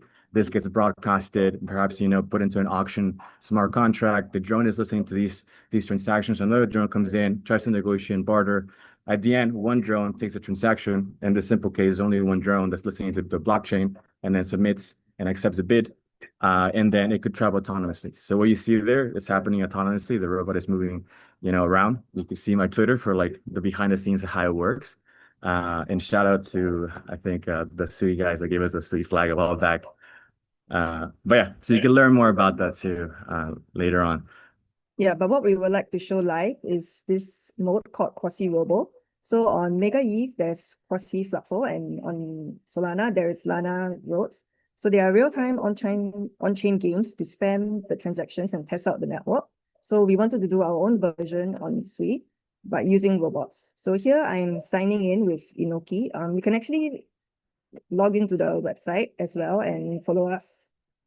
So you can watch it live right now. Yeah. It's robot-rumble.gg. And if you have testnet, you can go ahead and start controlling the robot. But this is just one of the gameplays that we have. So this is kind of showing this crossy roads kind of thing, but we have a tournament coming up where you can do PvP or crowd gaming. Just to show you that it's happening live. Yeah. I'll have Natalie maybe show the other camera. Quick. Hold on. And so I think it's you're showing your screen. I'm sharing my screen, yeah. Yeah, show this real quick. Sure. Yeah, so right there is actually testbed. The robots are right there. It's a little robot you can see. And then now he's going to go ahead and submit a transaction and keep on moving it. It's a spammy game that, Solana and Mega ETH are trying to do. And I think we'll do something better and more exciting. But again, you're able to do PvP, etc. And we have AR environments too, that when you play the game, you're able to kind of collect AR items and objects that are NFTs and so forth. So if you go to the website right now, you can control it. If anyone wants to try later on. But I'll let you watch the videos and our summary. I think what's next for this stuff, we built a lot of infrastructure and frameworks, and we're working on these two products. For Robot Rumble, we're going to have a tournament where you're going to be able to race with multiple robots yourself and do a little bit of crowd gaming. And also we're going to implement different modes. We have an AR app kind of coming along the way. And perhaps we'll have some of these cyber physical games on Sui hubs pretty soon.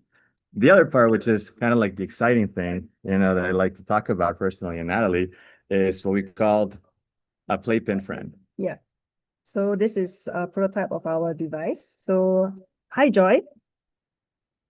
Hey, Natalie. What's up? What's the weather today? Let me check for you. So this is It's a 17 EC32. degrees It has its own Celsius private and wallet. cloudy It can and track with you, you can carry it. You feels can like think of it as a 60 smart degrees AI friend. Celsius. SSW wind at 4 kilometers per hour. Perfect weather for a hoodie. Hey, Joy, do you remember me? Of course I remember you, Steve. My favorite multilingual chaos programmer. Okay. What's up, nerd? So that's a teaser. If you see me in Athens next week rocking a playpen friend, come say hi to Joy. You can talk to her, and perhaps we might have an, what do you call it? Initial friend offering.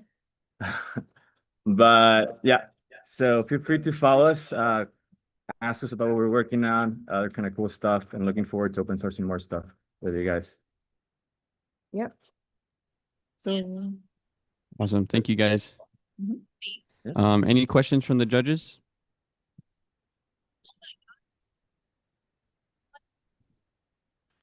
All right. Doesn't look like there's any questions, but we'll be excited to play with some robots soon. All right. Thanks, guys. Thanks, Daniel. Yep. All right. Next, we have the final team of the session, and the final team of demo day, actually. So let's give it up for Skepsis. Hi. Hello. Let me share my screen to start with. Yep. I hope I'm visible. Yep. Yeah, I can see your screen and I can hear you. Cool. Let's get it. Hi. Hello, everyone. I'm Utpal. I'm building Skepsis, a protocol for truth. So predicting the future needs a redesign. I'll share why. So current prediction markets today are little bit broken. So most of the prediction market, they let you bet on binary outcomes, yes or no, and they are not properly incentivized for predicting the outcome, or truths are not basically weighted or priced. So more of like we are missing on real power of how a collective intelligence should work. So that's why we built Skepsis. And Skepsis is a decentralized prediction protocol for continuous outcomes. So here user doesn't bet only on the binary outcomes of the market. There are different type of markets that can be created on Skepsis code engine, and people can bet on their beliefs system, not only the binary outcomes. They can bet on a wide range of their inputs or their beliefs. So market price, it's basically priced through LMSR algorithm, that is a logarithmic market scoring rules used in most of the markets, or market scoring mechanism in lots of dApps or product. And this idea was initially proposed by Paradigm team. Dave White was the writer of that paper, and I have implemented that math in this project, and it's pretty much good to implement Skepsis as a code engine to price the beliefs. And on this project, price is payouts are based on not only the truth, but your accuracy to closer to the truth. For the hackathon perspective, I have not completed the continuous prediction. I have kept a small bound to this. And Skepsis is fully composable engine where user can participate.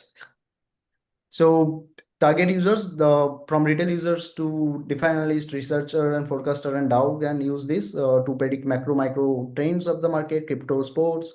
DAO and coordinators can price the market for logical values or a signal in the market. So let's head to the demo. So this is our launching, or I'll say landing page. So I've created since Sui is a future event, the judging process. So I've created a Sui Overflow campaign. I have set 9 tracks in this project and in this campaign, and we can bet on any of the project. Let's go to any track. I'll go to DeFi if I want to bet on any of the market. So I see Prisma protocol is already with 63% winning rate. So maybe my belief stakes there. So I can buy Prisma protocol, maybe 1,000 shares.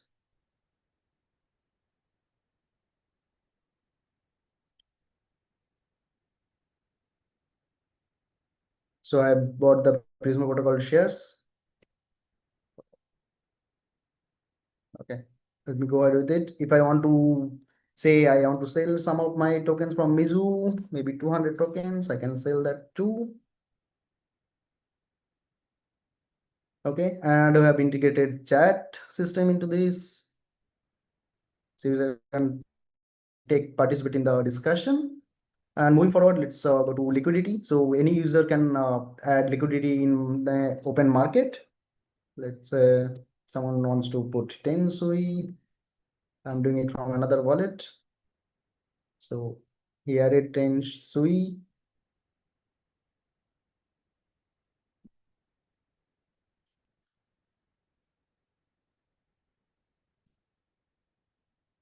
Yeah, and market is like, once the market is resolved, we can see this market is resolved.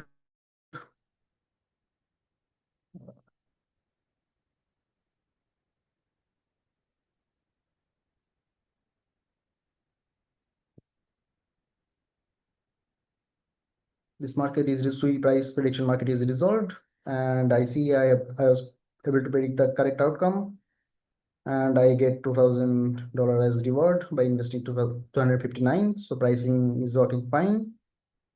And add remove liquidity I have already shown. So to use this app, you can head over to Faucet and request some USDC to participate. And yeah, that's pretty much of the dApp. And for road ahead, Oracle integration is pending to resolve the market dynamically. Dynamic spread calculation to price the spread. And why Skepsis? Built from scratch, not forked from any project. It is a novel concept of pricing the beliefs based on the LMS mechanism, and it's composable by nature or the design. So we can set any type of markets into this Skepsis protocol, and there are different markets that I envision, that meme pulse, Oracle training, or subjective matter can be resolved or believed priced in Skepsis. Thank you so much. Let's be skeptic. Any Awesome. questions? Yeah, thank you. Yeah, do the judges have any questions?